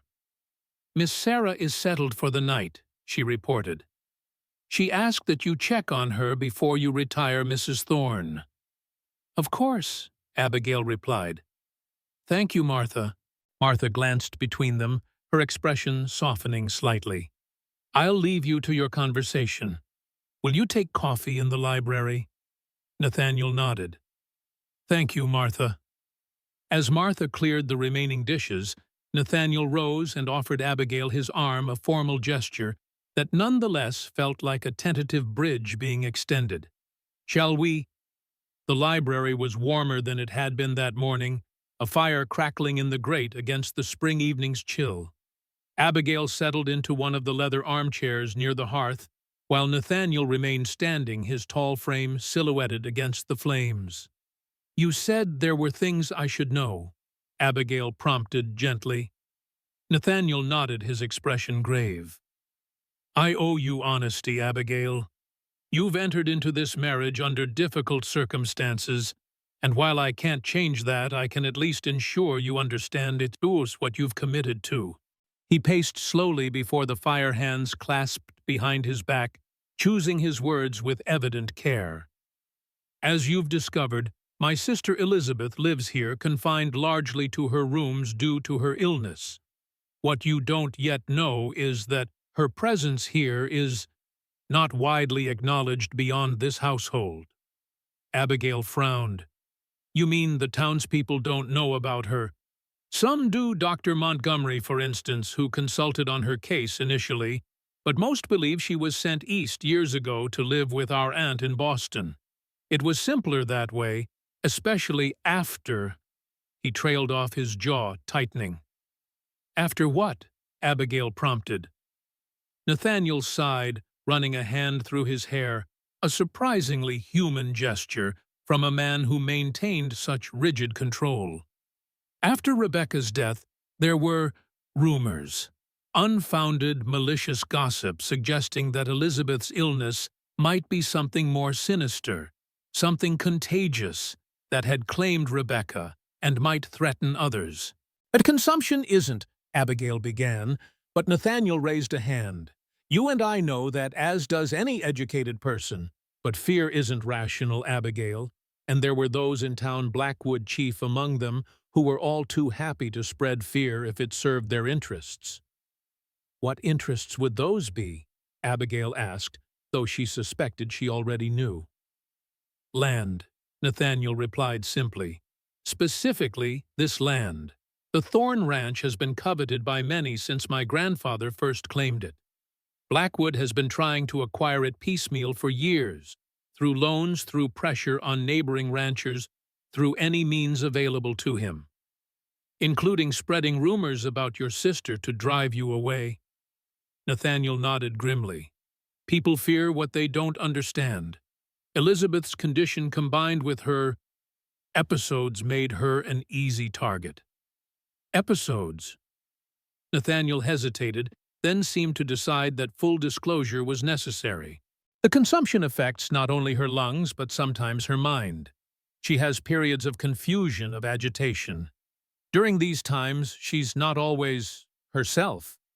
Abigail's medical mind immediately began considering possibilities: fever-induced delirium, oxygen deprivation to the brain, or perhaps side effects from the laudanum that was standard treatment for advanced consumption. "That's why you keep her rooms locked," she realized aloud. "Not to imprison her, but to protect her during these episodes." Relief crossed Nathaniel's face at her understanding. "Yes, Elizabeth is not a prisoner, Abigail. She's a beloved sister who is very ill and sometimes doesn't recognize where she is or who she's with. And Blackwood knows this. He's caught glimpses over the years, enough to twist into rumors that serve his purposes. He's suggested to certain influential people in town that Elizabeth is dangerously insane, that she poses a threat to herself and others." The pieces were falling into place: Blackwood's threat at the wedding, the secrecy surrounding Elizabeth, the isolation of the ranch. "Why didn't you simply deny the rumors, prove them false by allowing people to see Elizabeth?" Nathaniel's expression darkened. "Because my sister isn't a spectacle to be paraded before gossips. Her dignity matters more to me than my reputation." He paused. "And because, during her episodes, she can indeed be alarming to those who don't understand her condition." Abigail considered this, impressed, despite herself, by Nathaniel's protective instinct toward his sister. It spoke of a depth of character at odds with the cold, calculating man she had imagined when her father first proposed this arrangement. "So now you understand what you've married into," Nathaniel continued, his voice growing weary. "A household with secrets, with burdens, with a sister who requires constant care and protection from those who would use her condition against her." "And from Blackwood, who would use it against you," Abigail added softly. Nathaniel's gaze met hers, surprise flickering in his gray eyes. "Yes."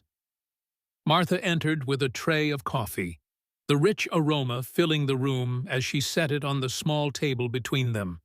She poured 2 cups, added cream to Nathaniel's without asking, and departed as silently as she'd come. When they were alone again, Abigail took a sip of her coffee, gathering her thoughts. "Thank you for your honesty," she said finally. "I appreciate knowing the full circumstances, even if they're difficult." Nathaniel nodded, looking faintly relieved. "There's one more thing you should know. About Rebecca." Abigail set down her cup, giving him her full attention. "Rebecca wasn't just my wife," Nathaniel said quietly. "She was a skilled nurse, as Martha told you. What Martha didn't tell you is that Rebecca dedicated the last years of her life to finding treatments for Elizabeth's condition. She studied medical texts, corresponded with doctors across the country, experimented with various remedies. The medical books in the library," Abigail murmured. And in my room. Rebecca's collection. I hoped they might be useful to you given your own interests. That's very thoughtful, Abigail said, genuinely touched by the gesture. But there's something you're not telling me. About Rebecca's death. Nathaniel's face was a study in controlled grief. Rebecca didn't die of consumption, if that's what you're wondering. She died of pneumonia, a secondary infection that took hold when she was already weakened from exhaustion and stress. Exhaustion from caring for Elizabeth. From caring for everyone except herself, he corrected gently. Rebecca was, she put others first always. It was her greatest strength and her greatest weakness. Abigail recognized the description. It could have applied equally well to her own mother, who had finally succumbed to the very fever she had been treating in others. I'm sorry for your loss, she said simply. Nathaniel acknowledged her sympathy with a slight nod. I'm telling you this not to burden you, but because I want you to understand why I was so specific in what I sought in a new wife. Not someone to replace Rebecca. No one could but someone who might understand the challenges this household faces. Someone with medical knowledge, yes, but also someone with compassion and strength. Someone like me, Abigail said, understanding dawning. Someone exactly like you, Nathaniel confirmed. When Blackwood mentioned that Jeremiah Harper's daughter was not only trained as a healer, but was caring for her ailing sister with remarkable dedication, I saw an opportunity for both of us. So it was your idea, Abigail said, pieces clicking into place. Not Blackwood's. And Blackwood merely facilitated the introduction, thinking it served his own ends. He believes that by placing you in this household, he gains an ally, someone who owes him a debt, and might influence me toward selling the ranch. But you never intended to sell. Nathaniel's expression hardened. This land has been in my family for 3 generations. I will not be the one to lose it, especially not to a man like Blackwood. The conviction in his voice was unmistakable. This was not a man who would easily bend to pressure or threat, regardless of the cost to himself. And now, Abigail asked, what happens now that we're married? What exactly do you expect of me? Nathaniel set down his coffee cup and leaned forward, his gaze direct. I expect nothing more than what you're willing to give Abigail. Your presence here ensures Sarah receives the care she needs. Your knowledge may possibly offer new insights for Elizabeth's treatment. Beyond that, our arrangement can be whatever we choose to make of it. Including a true marriage, Abigail asked, her cheeks warming at her own boldness. If that is ever what you want, he replied quietly. But not until then. Not ever, if that's your choice. The sincerity in his voice was unmistakable. This man who had married her for practical reasons was offering her a degree of freedom and choice that many women in conventional marriages never experienced. Before Abigail could respond, a commotion erupted upstairs, a crash followed by Martha's voice calling urgently for help. Nathaniel was on his feet, instantly moving, with a speed that belied his earlier weariness. Abigail followed close behind her, heart pounding as they took the stairs 2 at a time. The sound was coming from the east wing from Elizabeth's rooms. As they reached the locked door, Martha was already there, fumbling with her keys, her usually composed face tight with alarm. She's having an episode, Martha explained breathlessly. A bad one. She knocked over the nightstand, and I can't calm her. Nathaniel took the keys from Martha's shaking hands and unlocked the door in one smooth motion. As it swung open, Abigail caught her first glimpse of the mysterious Elizabeth Thorne. The woman pacing the room was younger than Abigail had imagined, perhaps 35, though illness had aged her prematurely. She was painfully thin, her nightgown hanging loosely on her frame, her dark hair streaked with the same premature silver as her brother's, wild about her shoulders. Her eyes, the same gray as Nathaniel's, were wide and unfocused, burning with fever or fear or both. "They're coming," Elizabeth was saying, her voice hoarse but insistent. "Can't you hear them? The drums, the marching. So many wounded. Too many. We can't save them all, Rebecca. We can't." She broke off as she caught sight of Nathaniel, confusion washing over her features. "Nathan, but you were at the front. I saw you fall." "I'm here, Beth," Nathaniel said gently, approaching her with slow, careful movements. "I'm safe. You're safe. We're home at the ranch." Elizabeth shook her head violently. "No, no! This is the hospital. Can't you smell it? The blood, the gangrene. They're bringing in more. So many boys, Nathan. So young." Her voice cracked on the last word, dissolving into a racking cough that bent her double. Nathaniel was at her side, instantly supporting her as the coughing fit continued, blood speckling her lips. Abigail moved forward instinctively, medical training overriding any hesitation. "Get her to the bed," she instructed, already scanning the room for supplies. Martha appeared at her elbow with a basin of water and clean cloths. Abigail nodded her thanks, wetting a cloth and moving to where Nathaniel had managed to guide Elizabeth to sit on the edge of the bed. "Elizabeth," Abigail said firmly, using the authoritative tone she'd learned from her mother when dealing with distressed patients. "My name is Abigail. I'm going to help you breathe easier, all right?" Elizabeth's wild gaze fixed on her confusion, giving way to a momentary clarity. "You're not Rebecca." "No," Abigail agreed, pressing the cool cloth to Elizabeth's forehead. "I'm Abigail. I'm a healer like Rebecca was." "A healer," Elizabeth repeated as if testing the word. Her breathing was still labored, but the panic was receding from her eyes. "Have you come to stop the bleeding?" "I've come to help you rest," Abigail replied, glancing at the nightstand where various medicine bottles stood. She recognized most standard treatments for consumption, but one caught her eye, a dark bottle without a label. "Martha, what's in this bottle?" she asked, keeping her voice gentle yet firm. "Dr. Montgomery's special medicine," Martha replied, "for when the coughing is severe." "May I?" Abigail reached for the bottle, removing the cork to smell it briefly. Her expression changed immediately to concern. "How often does she take this?" Abigail asked, working to keep her voice even.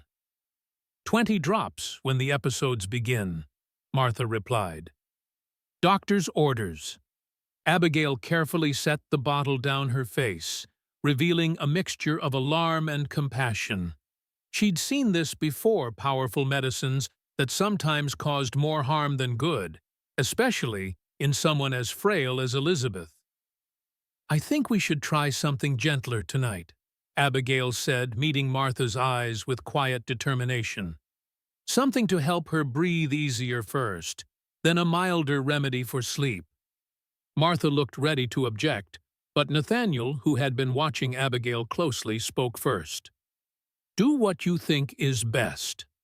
With that simple statement, he granted Abigail the authority she needed. Martha's lips thinned, but she nodded curtly and went to fetch hot water as Abigail directed. For the next hour, Abigail worked with gentle determination. She arranged sheets to create a small tent over Elizabeth, filling the space with soothing steam that carried healing scents from her mother's recipes. As Elizabeth breathed in the warm vapor, Abigail watched the tension slowly leave her body.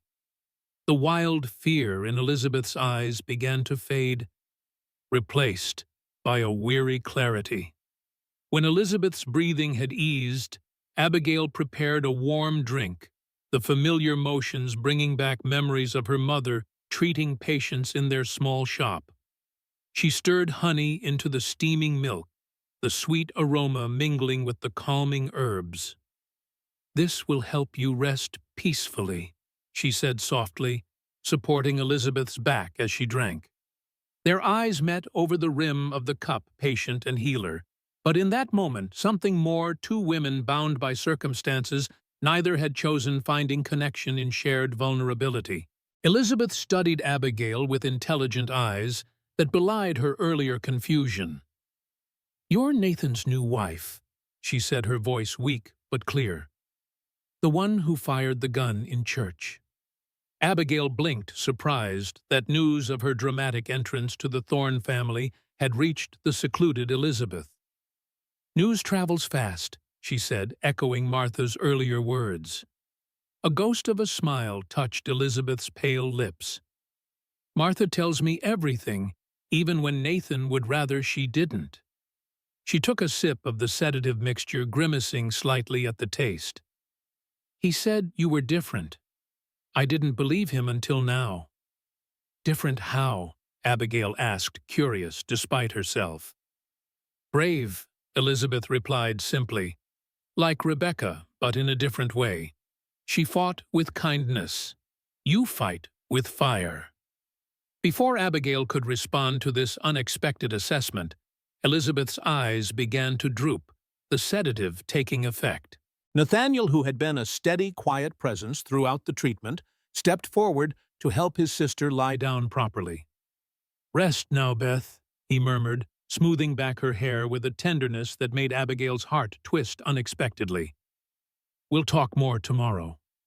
Elizabeth nodded sleepily, her eyes already closing. "I like her, Nathan," she whispered just loud enough for Abigail to hear. "She doesn't look at me like I'm already dead." As they left Elizabeth's room, closing the door softly behind them, Abigail found herself blinking back unexpected tears. The rawness of the siblings' bond, the evidence of years of care and sacrifice, the simple humanity of their interaction, all of it had affected her more deeply than she'd anticipated. In the hallway, Martha weighted her face a mixture of wariness and grudging respect. "You did well," she said stiffly, "though I still believe Dr. Montgomery's tincture is causing more harm than good," Abigail interrupted gently but firmly.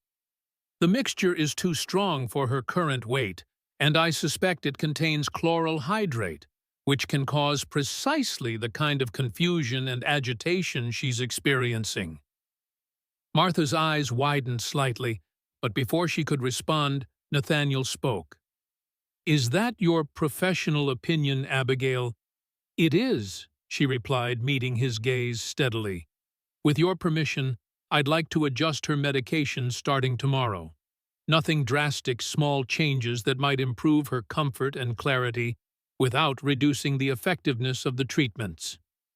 Nathaniel studied her face as if searching for something crucial. Whatever he saw there must have satisfied him because he nodded. "You have my permission and my gratitude." The simple statement, delivered with quiet sincerity, affected Abigail more than any elaborate thanks could have. She nodded in acknowledgement, suddenly aware of her own exhaustion. "I should check on Sarah," she said, turning toward her sister's room. "Of course," Nathaniel agreed. "We'll speak more tomorrow." As Abigail walked away, she heard Martha's hushed voice behind her. "Are you sure this is wise, sir, after everything with Rebecca?" "Abigail isn't Rebecca," Nathaniel interrupted, his voice low but clear. "And perhaps that's exactly what Elizabeth needs. What we all need." Abigail continued down the hallway, pretending she hadn't heard, but the words echoed in her mind as she checked on Sarah sleeping peacefully and prepared for bed herself. As she lay in the darkness of her room, the events of the day swirled through her thoughts: the discovery of Elizabeth, the truth about Rebecca, the growing realization that Nathaniel Thorne was a far more complex man than she had initially believed. A man carrying burdens she was only beginning to understand. Abigail turned onto her side, watching moonlight filter through the curtains. When she had agreed to this marriage, she had expected to find herself in a prison of obligation and duty. Instead, she found herself in a household of secrets and sorrows, Yes, but also of unexpected connections and possibilities. For the first time since arriving at Thorn Ranch, Abigail fell asleep not with resignation, but with a curious sense of purpose. There were wounds here that needed healing, not just Elizabeth's physical ailments, but deeper hurts that festered beneath the surface of this strange, sad household. And healing, after all, was what she had been born to do. The next week at Thorn Ranch brought a rhythm to Abigail's days that was both strange and comforting. Each morning, she woke at dawn and checked first on Sarah, whose strength was returning steadily in the clean country air, and then on Elizabeth, whose condition fluctuated but whose mind seemed clearer since Abigail had adjusted her medications. She spent her mornings in the garden behind the house, reclaiming what had once been Rebecca's medicinal herb plot. The soil was rich and willing, and with Rose's help, they planted seedlings of echinacea, feverfew, and valerian, alongside established beds of mint, rosemary, and sage.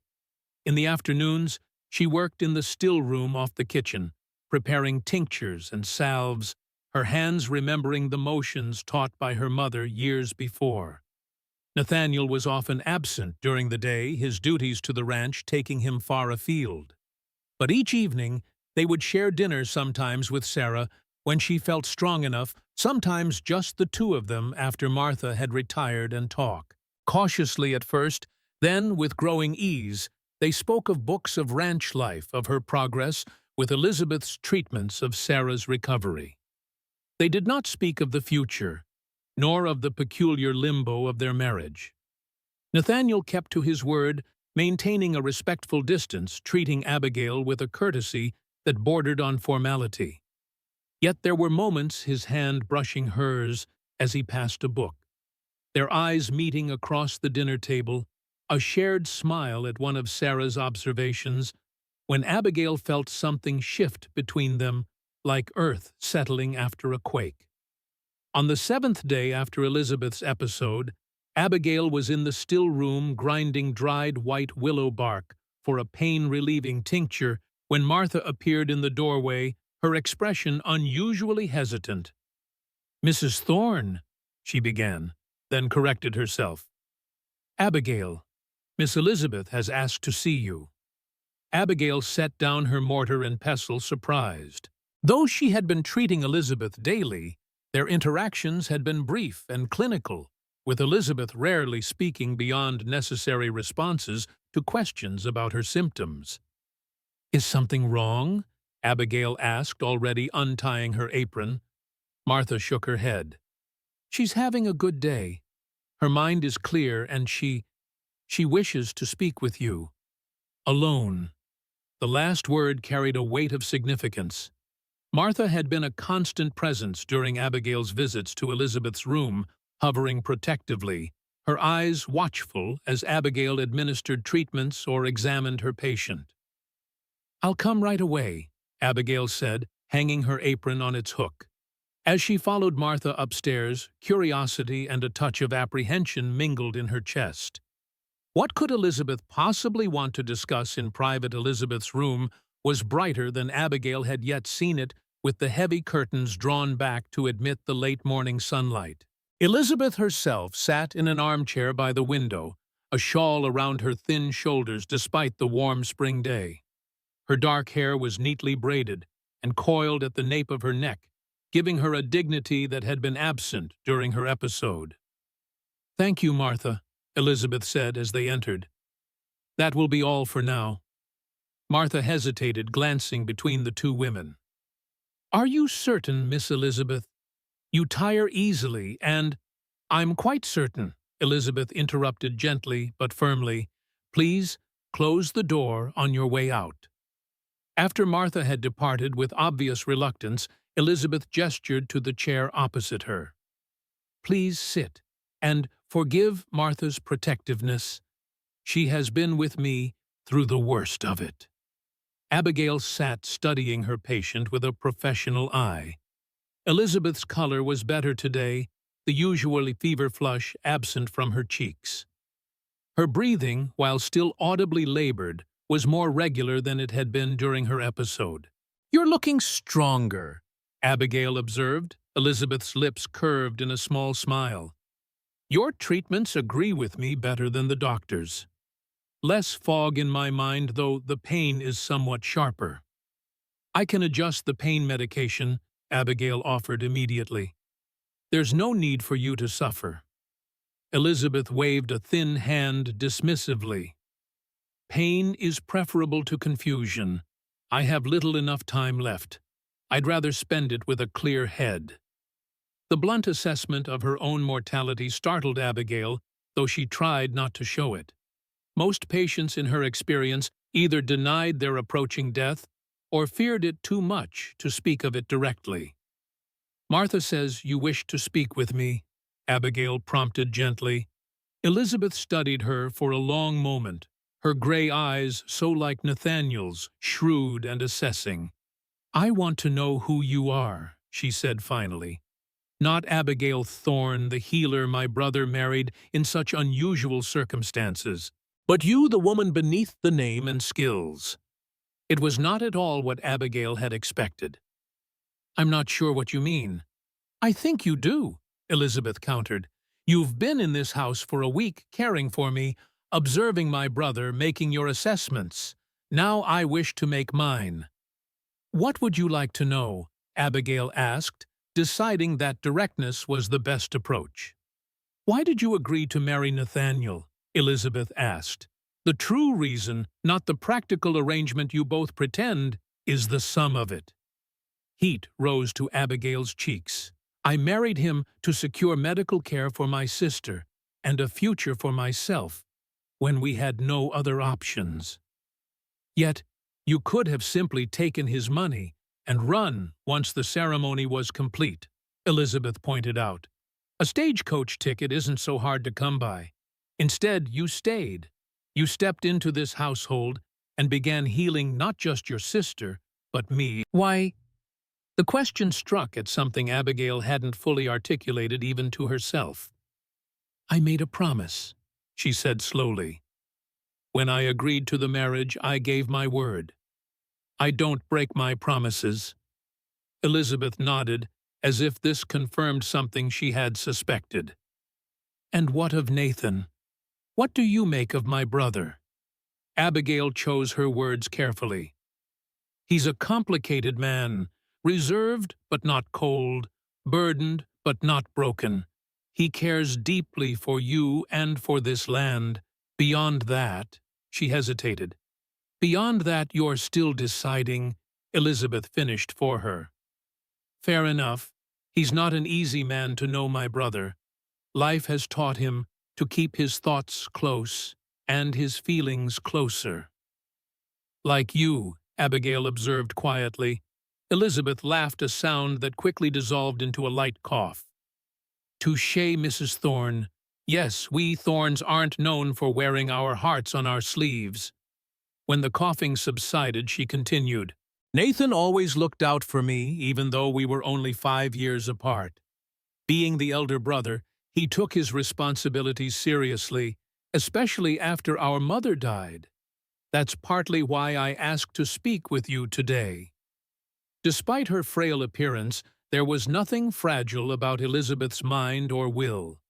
Abigail recognized in her the same core of steel that Nathaniel possessed, though manifested differently.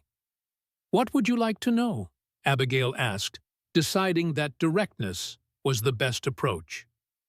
Why did you agree to marry Nathaniel? Elizabeth asked.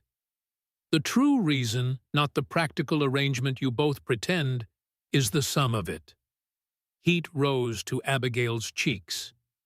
I married him to secure medical care for my sister and a future for myself when we had no other options. Yet you could have simply taken his money and run once the ceremony was complete, Elizabeth pointed out. A stagecoach ticket isn't so hard to come by. Instead, you stayed. You stepped into this household and began healing not just your sister, but me. Why? The question struck at something Abigail hadn't fully articulated even to herself.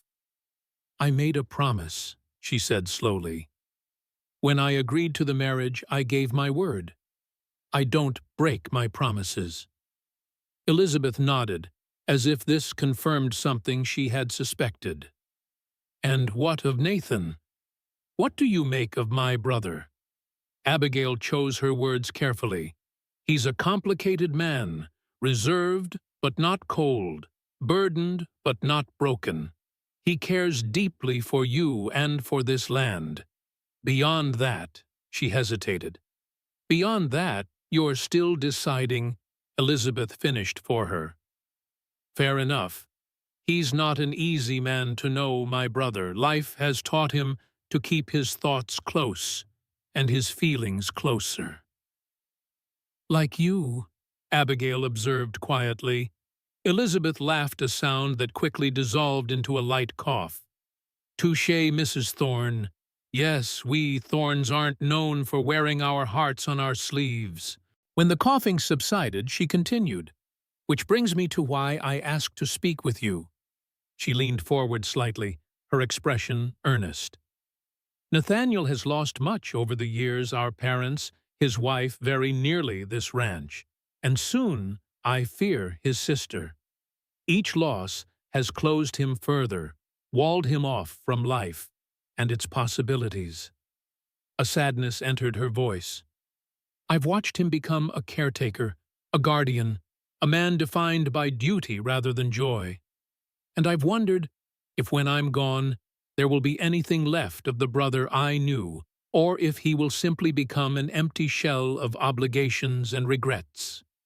The pain in Elizabeth's words wasn't physical, but soul-deep, the anguish of one who must leave a loved one behind in suffering. "Why are you telling me this?" Abigail asked softly.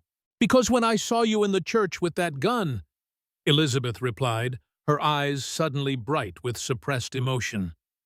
"I knew you were either the worst thing that could happen to Nathan or the best. A woman with enough fire to either burn what remains of him to ash or forge him anew." Abigail sat very still, the weight of Elizabeth's assessment settling on her shoulders. "I'm not sure I'm what your brother needs," she said honestly. "Our marriage is an arrangement born of necessity rather than deeper feelings." "Perhaps," Elizabeth conceded, "but arrangements can grow into something more given time and nurturing, like those herbs you're planting in Rebecca's old garden." She turned to look out the window where the garden in question was visible freshly turned earth, now dotted with green. "Rebecca saved him once, you know. After the war, when he came home half alive, more ghost than man. She brought him back to himself through sheer stubborn love and patience." Abigail had wondered about the specifics of Nathaniel and Rebecca's relationship, but neither he nor Martha had shared many details. "How did they meet?" she asked, genuine curiosity overcoming her usual reserve. Elizabeth's gaze remained on the distant garden, but her expression softened with memory. "Nathan was wounded at Shiloh, a bullet through the shoulder that should have been simple enough to treat, but infection set in. He was sent to a field hospital where Rebecca was nursing." Her voice took on a storyteller's cadence. "He was delirious with fever for days. Most of the doctors had given him up for lost too many other wounded, needing attention.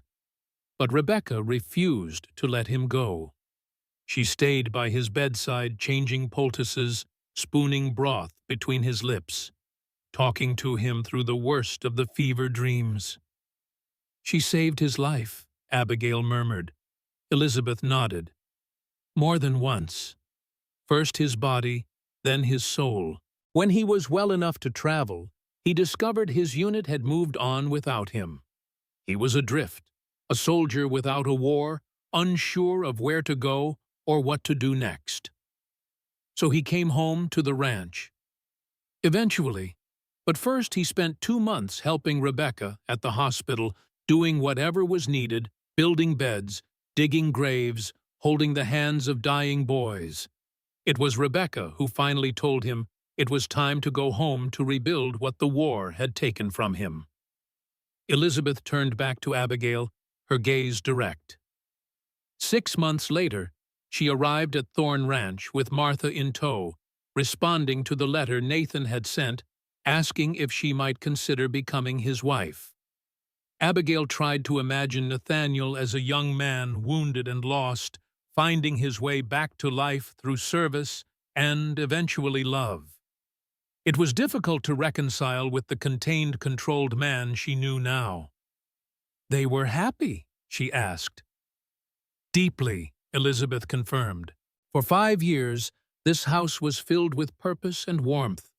Then I fell ill, and everything changed." She gestured to her chest, where the disease that was slowly killing her had taken hold. "Consumption is a cruel teacher, Mrs. Thorne. It takes not just the body, but the hope of those who watch it work." Abigail knew this truth intimately, having witnessed many slow declines in her years, assisting her mother. "Rebecca tried to find a cure," she said, thinking of the medical texts in the library. "Rebecca worked herself to death, trying to save me." Elizabeth corrected a shadow passing over her face. "And Nathaniel has been trying to atone for that impossible guilt, ever since the guilt of not stopping her, of not seeing how the strain was affecting her, until it was too late."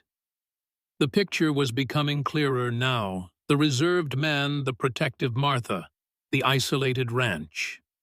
All of it shaped by loss and guilt, by love that had turned to grief and duty. "Why are you telling me all this?" Abigail asked again. Elizabeth reached across the space between them, her thin fingers surprisingly strong as they gripped Abigail's hand. "Because I will die, Abigail Thorne. Perhaps not this month or the next, but soon enough. And when I do, Nathan will either wither away in this mausoleum of memories, or he will find a reason to live fully again." Her eyes held Abigail's intently. "I cannot determine which path he takes, but you might." Abigail shook her head, overwhelmed by the responsibility Elizabeth was trying to place on her shoulders. "I can't save your brother from his grief." "I'm not asking you to save him," Elizabeth replied. "I'm asking you to see him. Truly see him beyond the walls he's built, beyond the duty that drives him. See the man he could be if given the chance." Before Abigail could respond, a fit of coughing seized Elizabeth harsher than before. Abigail quickly poured water from the pitcher on the side table and supported Elizabeth as she drank small sips. "You've overexerted yourself," Abigail said gently, helping Elizabeth from the chair to the bed. "You should rest now." Elizabeth didn't resist allowing Abigail to ease her against the pillows. As Abigail turned to go, however, Elizabeth caught her wrist. "Promise me something," she whispered, her voice hoarse from coughing. "Promise you won't tell Nathan what we discussed." Abigail hesitated, unsure if she should make such a promise. "Elizabeth." "Please," Elizabeth insisted. "He carries enough burdens without knowing his sister is plotting his future happiness from her deathbed." Despite the gravity of the moment, Abigail found herself smiling at Elizabeth's phrasing. "I promise," she said finally. "This conversation stays between us." Elizabeth relaxed visibly, her head sinking deeper into the pillow. "Thank you," she murmured, her eyes already closing with exhaustion. As Abigail left the room, quietly closing the door behind her, she found Martha waiting in the hallway, her expression a mix of concern and curiosity. "She tired herself," Abigail explained, "but her breathing is steady. I think she'll sleep now." Martha nodded, some of the tension leaving her shoulders. "She's always been willful even as a child. Doesn't know when to stop pushing herself." "Rather like her brother," Abigail observed. Martha's lips twitched in what might have been the ghost of a smile. "The Thorne stubbornness is legendary in these parts. Their father was the same, built this ranch from nothing, through sheer determination." It was the first time Martha had volunteered any information about the family's history without direct questioning. Abigail decided to press her advantage. "You've known them a long time, then, the Thorns." Martha hesitated, then seemed to decide that some confidence could be extended. "I came with Rebecca after the war, but I knew of the Thorns before that. Everyone in the county did. Joseph Thorne, Nathaniel's father, was a hard man, but a fair one. His wife Eleanor was the heart of the community until consumption took her when the children were young. Elizabeth has the same disease that killed her mother," Abigail realized aloud. Martha nodded grimly. "A cruel irony. Joseph raised the children alone, after that teaching Nathaniel everything about ranching and letting Elizabeth run wild with books and music. When Joseph died just before the war, Nathaniel inherited a prosperous ranch and a spirited sister who had never known hardship." "Until the war," Abigail supplied. "Until the war," Martha agreed. "It changed everything as wars do. Nathaniel came home different, and then Rebecca arrived and brought light back into this house. For a while." There was something in Martha's tone when she spoke of Rebecca, a complexity of emotion that suggested their relationship had been more nuanced than simply mistress and servant. "You cared for her deeply," Abigail observed quietly. Martha's gaze snapped to Abigail's face, sharp and assessing. After a moment, her expression softened almost imperceptibly. "Rebecca saved my son's life during the war, only to lose her own, trying to save Elizabeth. Yes, I cared for her. I still do, in my way." The admission seemed to cost Martha something a breach in the rigid self-control she maintained. She straightened her shoulders as if physically reasserting her usual reserve. "If you'll excuse me, I should check on Miss Elizabeth. And I believe your sister was asking for you earlier." Abigail recognized the dismissal for what it was and didn't press further. "Of course. Thank you, Martha." As Abigail walked toward Sarah's room, her mind churned with all she had learned. Elizabeth's revelations about Nathaniel's past, about Rebecca, about the weight of guilt and duty that had shaped him into the man he now was. All of it added layers to her understanding of the household she had joined. And beneath that understanding stirred something else, something she wasn't quite ready to examine too closely, a growing desire to know Nathaniel Thorne, not just as the man who had married her out of necessity, but as the man he might be beneath the burden of his past. Sarah was sitting on the small balcony adjoining her room when Abigail arrived, a book open in her lap and color in her cheeks that had been absent for too long. "You look well," Abigail observed, joining her sister in the adjoining chair. "The air agrees with you." Sarah smiled, closing her book. "I feel stronger every day. Martha says I might be well enough to ride in the trap to town next week when Dr. Montgomery visits Elizabeth." Abigail raised an eyebrow. "Martha said that, did she?" "She's warming to us," Sarah replied with a slight grin. "She even let me help sort linens yesterday, said I had a good eye for matching pillowcases." High praise indeed, coming from Martha Sullivan. They shared a laugh, and Abigail felt a knot of tension in her chest loosen at the sound. It had been too long since she'd heard Sarah laugh, without it dissolving into coughing. "How is Elizabeth today?" Sarah asked, her expression turning more serious. "I heard her coughing earlier."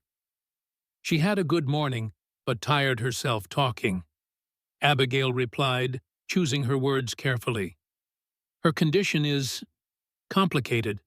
Some days are better than others." Sarah nodded thoughtfully. "I've been reading one of the medical books from your room," Sarah said, eyes bright with discovery. "About lung ailments. There might be hope for Elizabeth." Abigail smiled at her sister's enthusiasm. Even bedridden Sarah's mind never stopped working. "Tell me what you found." "People are finding healing in the mountain air," Sarah said, her voice growing animated. In places like Colorado, where the air is dry and clean. She carefully turned the pages, treating the book as something precious. And doctors in Europe are trying new approaches too. You've always been the dreamer between us, Abigail said, tenderly reaching to brush a strand of hair from Sarah's forehead. Her heart ached at the thought of Elizabeth enduring such journeys in her condition. I wonder what it would be like to pack up and start fresh somewhere new, somewhere that might bring healing. Sarah took her hand. Isn't that what you've already done in a way? But if the alternative is certain death, Sarah let the thought hang in the air between them. Perhaps, Abigail conceded. I'll look into it further. Sarah studied her sister's face. You care about her. About them, Nathaniel and Elizabeth. It wasn't a question, but Abigail answered anyway. I do. They've been through much. They deserve some peace, some healing if it can be found. And what about you, Abby? Sarah asked softly. What do you deserve? The question caught Abigail off guard. She had been so focused on Sarah's health, then on Elizabeth's condition, that she had scarcely considered her own desires beyond immediate necessities. I have what I need, she replied carefully. You're getting better. We have a roof over our heads, security. That's not what I asked, Sarah persisted gently. What do you want beyond mere survival? Are you happy here? Happy. Such a simple word for such a complex feeling. Was she happy at Thorn Ranch? The question required an honesty she had been avoiding. I'm finding my place here, Abigail said finally. It's not what I expected when I agreed to marry Nathaniel, but it's becoming something I hadn't thought to hope for. Sarah's perceptive eyes searched her sister's face. You're beginning to care for him, aren't you, as more than just your husband in name? Abigail looked out over the ranch, where in the distance Nathaniel could be seen riding alongside his foreman, his straight-backed figure unmistakable even at a distance. I'm beginning to see him, she admitted quietly. The man beneath the duty and reserve. And yes, I care for what I see. Sarah reached over to squeeze her hand. Then perhaps this arrangement has brought more blessings than either of you anticipated. Before Abigail could respond, the sound of approaching hooves drew their attention. A rider was coming up the main road to the ranch at a hard gallop, dust billowing behind him. As he drew closer, Abigail recognized one of the younger ranch hands, his face tight with urgency. He rode straight to where Nathaniel and Charles were conversing, gesturing animatedly as he delivered whatever message had prompted his headlong rush. Abigail watched as Nathaniel's posture stiffened, his head turning sharply toward the house. Something's wrong, Abigail murmured, rising from her chair. Within minutes, Nathaniel was striding toward the house, his expression grim. Abigail met him on the stairs, concern tightening her chest at the anger in his eyes. What is it? What's happened? Blackwood, Nathaniel replied, his voice controlled but tight with fury. He's in town telling anyone who'll listen that Elizabeth has taken a turn for the worse, that she's become dangerous. He's stirring up old fears, old rumors. Why now? Abigail asked, following him up the stairs. What does he gain by reviving those stories? Nathaniel's jaw clenched. The bank in Austin has finally approved my loan application to expand the north pasture. Blackwood must have gotten word. He knows if I secure that land, his chances of pressuring me to sell diminish significantly. They had reached the upstairs hallway, where Martha was emerging from Elizabeth's room, her face lined with concern. Is it true? She asked without preamble. Is Blackwood at it again? Nathaniel nodded grimly. Jim Hatfield just rode in with the news. Blackwood's been talking all morning at the saloon, claiming Elizabeth tried to attack one of the hands last time he was here on business. Martha's expression darkened. That's a lie. Miss Elizabeth hasn't left her rooms in months, and she's never harmed anyone even during her worst episodes. Truth isn't Blackwood's concern, Nathaniel replied. Fear is a more effective weapon for his purposes. Abigail frowned, thinking through the implications. What exactly is he hoping to accomplish? Surely the townspeople won't simply take his word without evidence. Evidence can be manufactured, Nathaniel said grimly, and Blackwood has influence with certain members of the town council. If he can convince them that Elizabeth poses a danger, they could petition the county to have her removed to an asylum. The thought of Elizabeth, proud, intelligent Elizabeth, confined to one of the notorious asylums that warehoused the mentally ill, sent a chill through Abigail. We won't let that happen, she said firmly. There are legal protections. Elizabeth is clearly not a danger to herself or others. Any competent doctor would testify to that. Dr. Montgomery would, Martha agreed. But Blackwood has been cultivating a friendship with that new doctor from El Paso, the one who took over old Dr. Wilson's practice. Dr. Hayes, Abigail supplied, remembering the ambitious young physician who had arrived in the area shortly before her mother's death. He had refused to treat fever patients during the outbreak, claiming a need to focus on his paying clientele. Hayes is inexperienced and eager to establish himself, Nathaniel said. If Blackwood has promised him the wealthy rancher's business in exchange for supporting his claims about Elizabeth, then we need Dr. Montgomery's counter-testimony all the more urgently, Abigail concluded. When is he due to visit next? Not for another week, Martha replied, her expression troubled. And that may be too late if Blackwood has the town sufficiently stirred up. Nathaniel paced the hallway, his mind clearly working through options. I'll ride into town myself, speak directly to the council members. Most of them have known our family for years. They won't be easily swayed by Blackwood's insinuations. I'll come with you, Abigail said decisively. As your wife, as a trained healer, and as someone who has been treating Elizabeth. My testimony will carry weight. Nathaniel paused, studying her with a mixture of surprise and something warmer, more complex. You would do that, publicly align yourself with us against Blackwood. I already did that when I married you, Abigail replied simply. Besides, Blackwood threatened my sister's health with his schemes. I have my own score to settle. A shadow of a smile crossed Nathaniel's face. Then we'll ride out within the hour. Martha stay with Elizabeth and Sarah. Charles will keep extra hands near the house just in case Blackwood tries anything more direct while we're gone. As they separated to prepare for the journey to town, Abigail felt a curious mixture of dread and determination settling in her chest. This confrontation with Blackwood had been inevitable from the moment she had agreed to marry Nathaniel. The saloon owner had underestimated her, seeing her only as a pawn in his game against Nathaniel. He would soon discover his mistake.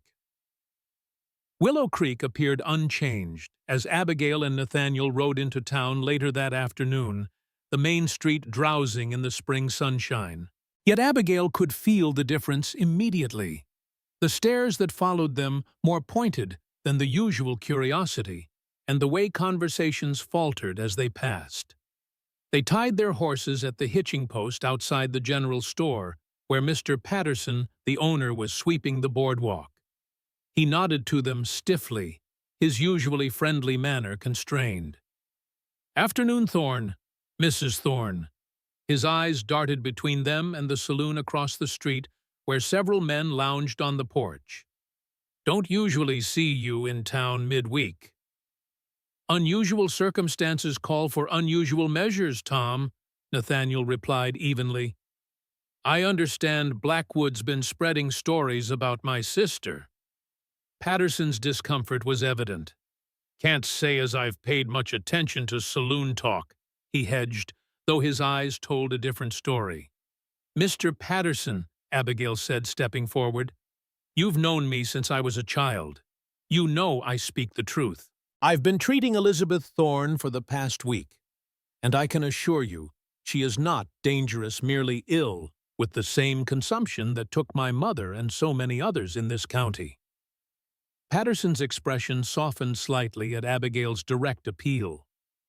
I never did put much stock in Blackwood's tales, he admitted. But he's got some of the council worked up, especially with that doctor backing him. Hayes, Nathaniel said grimly. Has he actually examined Elizabeth? Not that I know of, Patterson replied. But he speaks with authority, and people listen to a man with credentials, even if he's new to these parts. Where is the council meeting today? Abigail asked. Town hall in about an hour, Patterson answered. Special session called by Blackwood himself. Says it's a matter of public safety. Nathaniel's jaw tightened, but his voice remained steady. Thank you, Tom. We'll be there.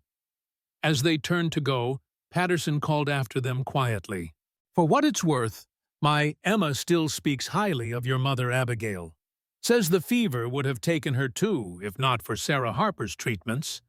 That counts for something, with folks around here. Abigail nodded gratefully. Thank you, Mr. Patterson. They continued down the street toward the town hall, acutely aware of the eyes following their progress. Outside the building, several men were already gathering, including Sheriff Miller, who touched his hat respectfully as they approached. Thorne, Mrs. Thorne. His weathered face was carefully neutral. Heard you might be coming to town today. News travels fast, Nathaniel observed dryly. Small town, the sheriff replied with a shrug. Blackwood's been busy stirring the pot since dawn. And you, Sheriff? Abigail asked directly. Where do you stand in all this? Miller considered her question with deliberate care. I stand with the law, ma'am, always have. And the law says a person can't be removed from their home without due process and solid evidence of danger to themselves or others. His answer, while non-committal, suggested he wasn't entirely aligned with Blackwood's agenda. Abigail decided to press the advantage. Have you ever had cause to consider Elizabeth Thorne dangerous, Sheriff? In all your years in Willow Creek, Miller's eyes flicked to Nathaniel, then back to Abigail. Can't say as I have, ma'am. Miss Thorne was always a quiet sort, even before her illness. Kept to herself, played the piano at church sometimes. Nothing that ever concerned me as sheriff. Yet Blackwood would have everyone believe she's suddenly become a threat, Nathaniel said. Blackwood has his reasons for wanting what he wants, Miller replied carefully. Not my place to speculate on them, but I do know that claims should be supported by facts, and so far facts seem in short supply in this particular matter. It was as close to outright support as the cautious sheriff was likely to offer. Nathaniel nodded his thanks, and they continued into the town hall where the council members were beginning to assemble. The meeting room was small, with rows of wooden benches facing a raised platform where the 5 council members sat at a long table. Mayor Davies, a portly man with mutton-chop whiskers, occupied the center chair. On either side sat the other council members, Dr. Hayes looking uncomfortably formal in a stiff collar, Mrs. Winters, whose son Abigail had treated for coughs, Mr. Holcomb the banker, and Mr. Garcia, who owned the livery stable. Blackwood was already present, standing near the council table, deep in conversation with Dr. Hayes. He glanced up as Abigail and Nathaniel entered, surprise and then calculation crossing his fleshy face. Well, well, he said, his voice carrying across the rapidly filling room. The man of the hour and his blushing bride. Come to defend the family honor, Thorne. "I've come to ensure the truth is heard, Blackwood," Nathaniel replied evenly. "Something you've shown little interest in." Mayor Davies rapped his gavel on the table. "That's enough, gentlemen. This meeting hasn't even begun yet." He nodded to Nathaniel. "Mr. Thorne, we weren't expecting you today, but given the nature of the discussion, your presence is appropriate." "My wife will be speaking as well," Nathaniel said, a statement rather than a request. "As a trained healer who has been treating my sister." The mayor glanced at Abigail, surprise evident on his face. "Mrs. Thorne, I wasn't aware you had taken up your mother's practice." "I was trained by her from childhood, Mayor Davies," Abigail replied, "and I've been attending to Elizabeth Thorne daily since my marriage." Dr. Hayes sniffed dismissively. "Folk healing is hardly the same as proper medical training, Mayor. Mrs. Thorne may be well-intentioned, but she lacks the qualifications to assess mental disturbance." Abigail turned to face the young doctor directly. "And have you examined Elizabeth Thorne, Dr. Hayes? Have you observed these dangerous tendencies Mr. Blackwood alleges?" Hayes straightened his already rigid posture. "I haven't had the opportunity to examine the patient personally, but Mr. Blackwood's description of her episodes is consistent with the advanced stages of cerebral tuberculosis, which often manifests as violent delirium." "Consistent with textbook descriptions, perhaps," Abigail countered, "but not with the actual patient.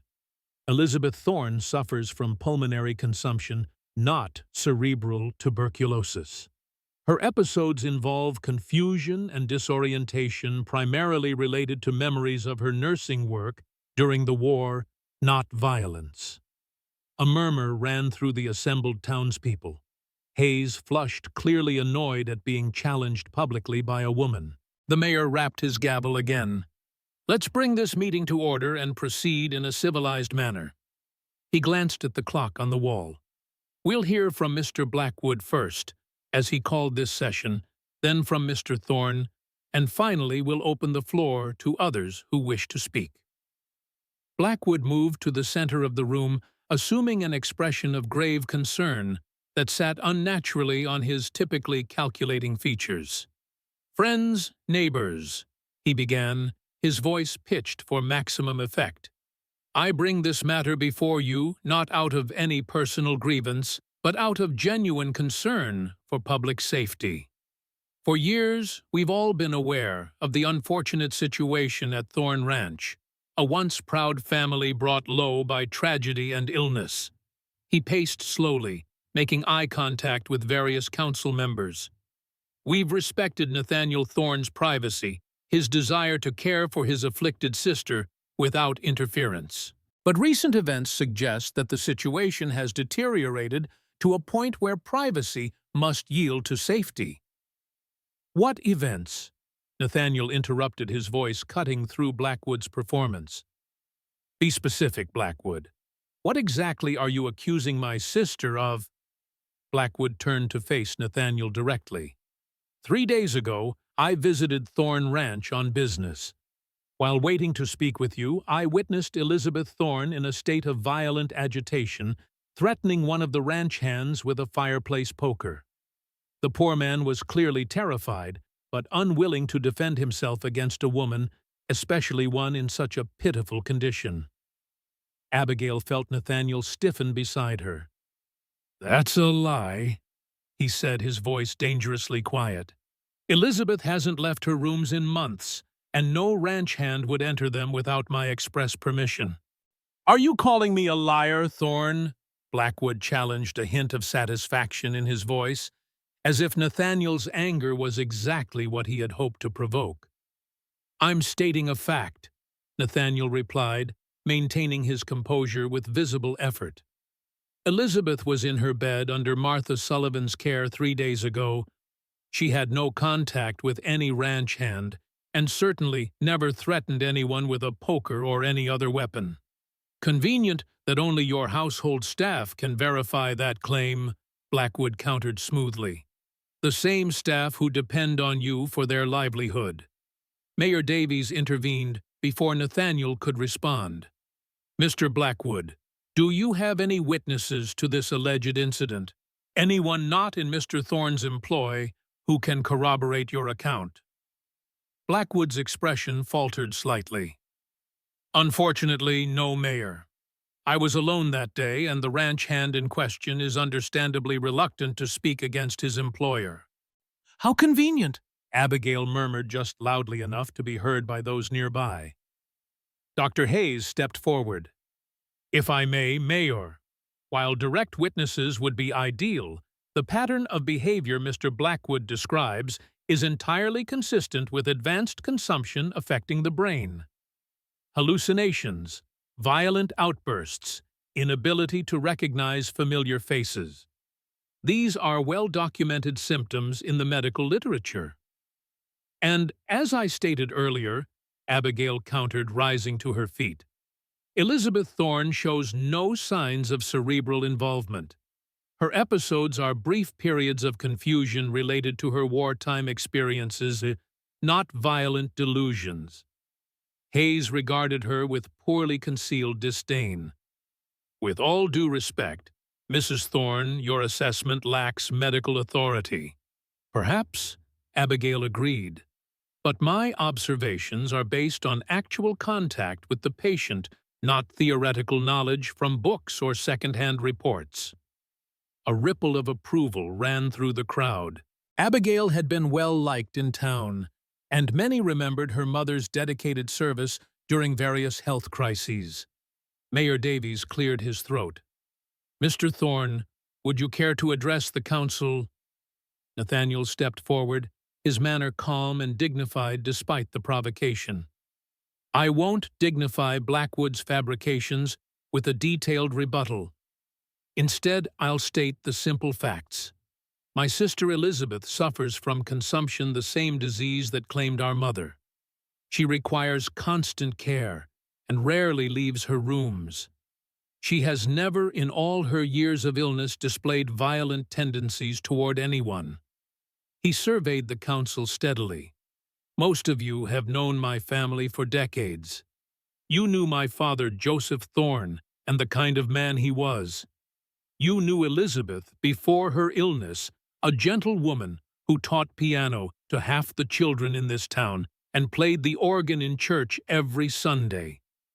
Several heads nodded in the crowd, remembering. "I understand that illness can change a person," Nathaniel continued, "and if I believed for one moment that Elizabeth posed a genuine threat to herself or others, I would be the first to seek appropriate care for her. But this sudden concern for public safety is nothing more than Blackwood's latest attempt to force me to sell land that has been in my family for 3 generations. He turned to face Blackwood directly. "How much is Dr. Hayes being paid for his expert opinion on a patient he's never examined? How much did you offer the council for rushing this meeting without proper notice or evidence?" Blackwood's face darkened with anger. "You can't hide behind your family name forever, Thorne. The town has a right to protect itself from dangers within its borders." "Elizabeth isn't a danger," Abigail interjected, moving to stand beside Nathaniel. "I've been treating her daily, adjusting her medications to reduce the confusion that sometimes accompanies her condition. She's actually improved significantly over the past week." Mrs. Winters leaned forward at the council table. "Abigail, you truly believe Elizabeth Thorne poses no threat to anyone?" "I stake my professional reputation on it, Mrs. Winters," Abigail replied without hesitation. "Just as I did when I treated Tommy's cough last month." Mrs. Winters nodded slowly, seemingly satisfied with this answer. She turned to her fellow council members. "I've known Abigail Harper Thorne since she was a girl. Her mother saved my Thomas during the fever outbreak when no one else could help him. If she says Elizabeth isn't dangerous, I'm inclined to believe her over someone who hasn't even seen the patient."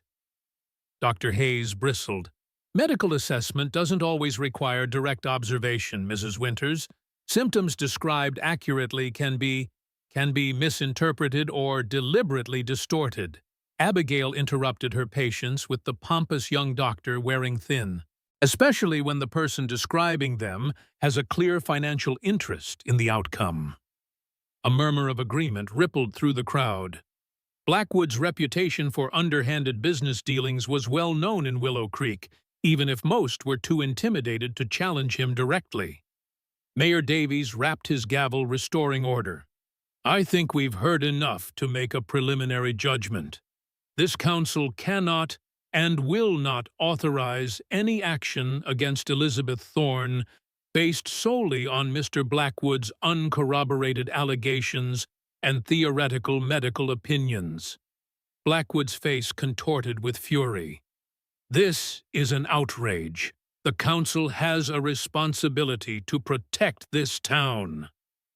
"Indeed we do," the mayor agreed calmly, "which includes protecting its citizens from hasty judgments and unsubstantiated accusations."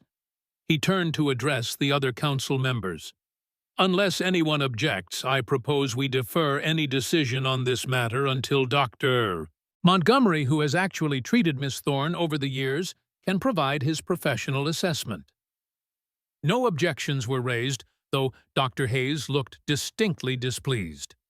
"Then this matter is tabled until Dr. Montgomery's next visit to town," the mayor concluded, bringing down his gavel with finality. Meeting adjourned. As the crowd began to disperse, Blackwood pushed his way toward Nathaniel and Abigail, his face flushed with anger and humiliation. "This isn't over, Thorne," he hissed. "Not by a long shot." "It is over, Blackwood," Nathaniel replied quietly. "You've played your hand and lost again.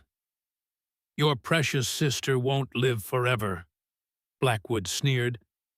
"And when she's gone, what will keep you tied to that failing ranch? Your pretty new wife." He cast a contemptuous glance at Abigail. "How long before she realizes she's made a terrible bargain and runs back to town?" Before Nathaniel could respond, Abigail stepped forward, meeting Blackwood's gaze directly. "Mr. Blackwood, you seem to have fundamentally misunderstood something about me. I didn't marry Nathaniel Thorne because I was desperate or naive. I married him because I recognized in him the qualities my mother always taught me to value: integrity, compassion, and unwavering loyalty to those he loves." She allowed a small, cold smile to touch her lips. "Qualities you would find utterly foreign, I imagine. Now, if you'll excuse us, my husband and I have a long ride home to our ranch, which I assure you will never, ever be yours." Without waiting for his response, she took Nathaniel's arm and walked with him toward the door, feeling the weight of stares, some admiring, some astonished, following them as they left. Outside in the late afternoon sunlight, Nathaniel paused before untying their horses. "That was quite a declaration," he said, his voice carefully neutral, though Abigail could detect a question beneath the words. "It was the truth," she replied simply. "Perhaps not the whole truth, not yet, but truth nonetheless." Something shifted in Nathaniel's expression, a softening around the eyes, a tension releasing in his jaw. He didn't speak for a long moment, but when he did, his voice carried a warmth Abigail hadn't heard before. "Thank you," he said, "not just for today, but for everything since you came to the ranch, for seeing what others haven't bothered to see." Abigail thought of Elizabeth's words that morning, "I'm not asking you to save him. I'm asking you to see him." And she realized with a clarity that both startled and steadied her that she had been seeing Nathaniel Thorne more clearly with each passing day, not as the cold, remote figure she had feared, but as a man carrying burdens with quiet dignity, loving fiercely if silently fighting battles most never recognized. "We should get home," she said softly. "Sarah and Elizabeth will be waiting." Home. The word had slipped out naturally without calculation or hesitation. And as they rode out of town side by side in the golden light of evening, Abigail realized that Thorn Ranch had indeed become home not because of the agreement that had brought her there, but because of the connections she had formed within its walls. With Sarah growing stronger daily in the clean country air, with Elizabeth facing death with courage and clarity, with Martha gradually extending trust born of shared purpose, with Rosa exchanging knowledge of healing plants across cultural divides, and with Nathaniel. Especially with Nathaniel, whose reserved exterior had initially seemed like coldness, but now revealed itself as the protective shell around a heart that had known too much loss, too much pain. As they crested the final hill, Thorn Ranch came into view, its buildings golden in the sunset light. Abigail glanced at Nathaniel riding beside her, his profile strong against the darkening sky, and felt a certainty settle in her chest, not the desperate determination that had driven her to fire a gun in church barely 2 weeks ago, but something quieter, deeper, more resilient. Whatever challenges lay ahead, Elizabeth's declining health, Blackwood's inevitable next scheme, the complexities of their unconventional marriage, they would face them together, not as a desperate bride and her pragmatic groom, but as partners who had begun to see each other truly beyond the barriers of circumstance and caution. And in that seeing perhaps lay the seeds of something neither had dared to hope for when they had spoken their vows, not mere survival, but the possibility of genuine happiness, of a life rebuilt from broken pieces into something stronger and more beautiful than before. Like the wild roses that had begun to bloom along the fence line, thorny and resilient, finding life in soil others might have deemed too harsh for beauty to take root. The ranch house stood quiet in the moonlight as they stabled their horses. Sarah and Elizabeth had already retired for the evening, Martha having left a single lamp burning in the window to guide their return. The confrontation in town had drained them both, yet Abigail felt a curious lightness, as though something unspoken had finally found voice. "I should check on Sarah," she said softly, as they climbed the porch steps. Nathaniel nodded, but before she could move toward the door, he gently caught her hand. "Abigail." She turned surprised by the touch and the warmth it sent through her fingers. "What you said to Blackwood today?" His voice was low, uncertain in a way she had never heard before. "Did you mean it?" The question hung between them, fragile and heavy with possibility. In the silver wash of moonlight, his face was more open than she had ever seen it. The careful reserve replaced by something vulnerable, almost hopeful. "Yes," she answered simply. "Every word." He drew a slow breath, his fingers still lightly holding hers. "When I asked you to marry me, I thought I was offering you security in exchange for your help. A practical arrangement." His gaze dropped to their joined hands. "I never expected to find more." "Nor did I," Abigail admitted, her voice hardly above a whisper. "I came here thinking only of Sarah's health, of survival. I never thought I would find a place that could feel like home." "And now?" he asked. Abigail looked up at him, at this man who had carried so much alone for so long. "Now I think perhaps we were both given a second chance. A chance to build something neither of us dared hope for." Nathaniel's free hand rose hesitantly to touch her cheek, his fingers trembling slightly. "I've been alone so long, I'm not sure I remember how to be anything else." "Then we'll remember together," she said, covering his hand with her own, "day by day." The space between them seemed to dissolve as he drew her gently closer. His lips met hers, tentative at first, then with growing certainty.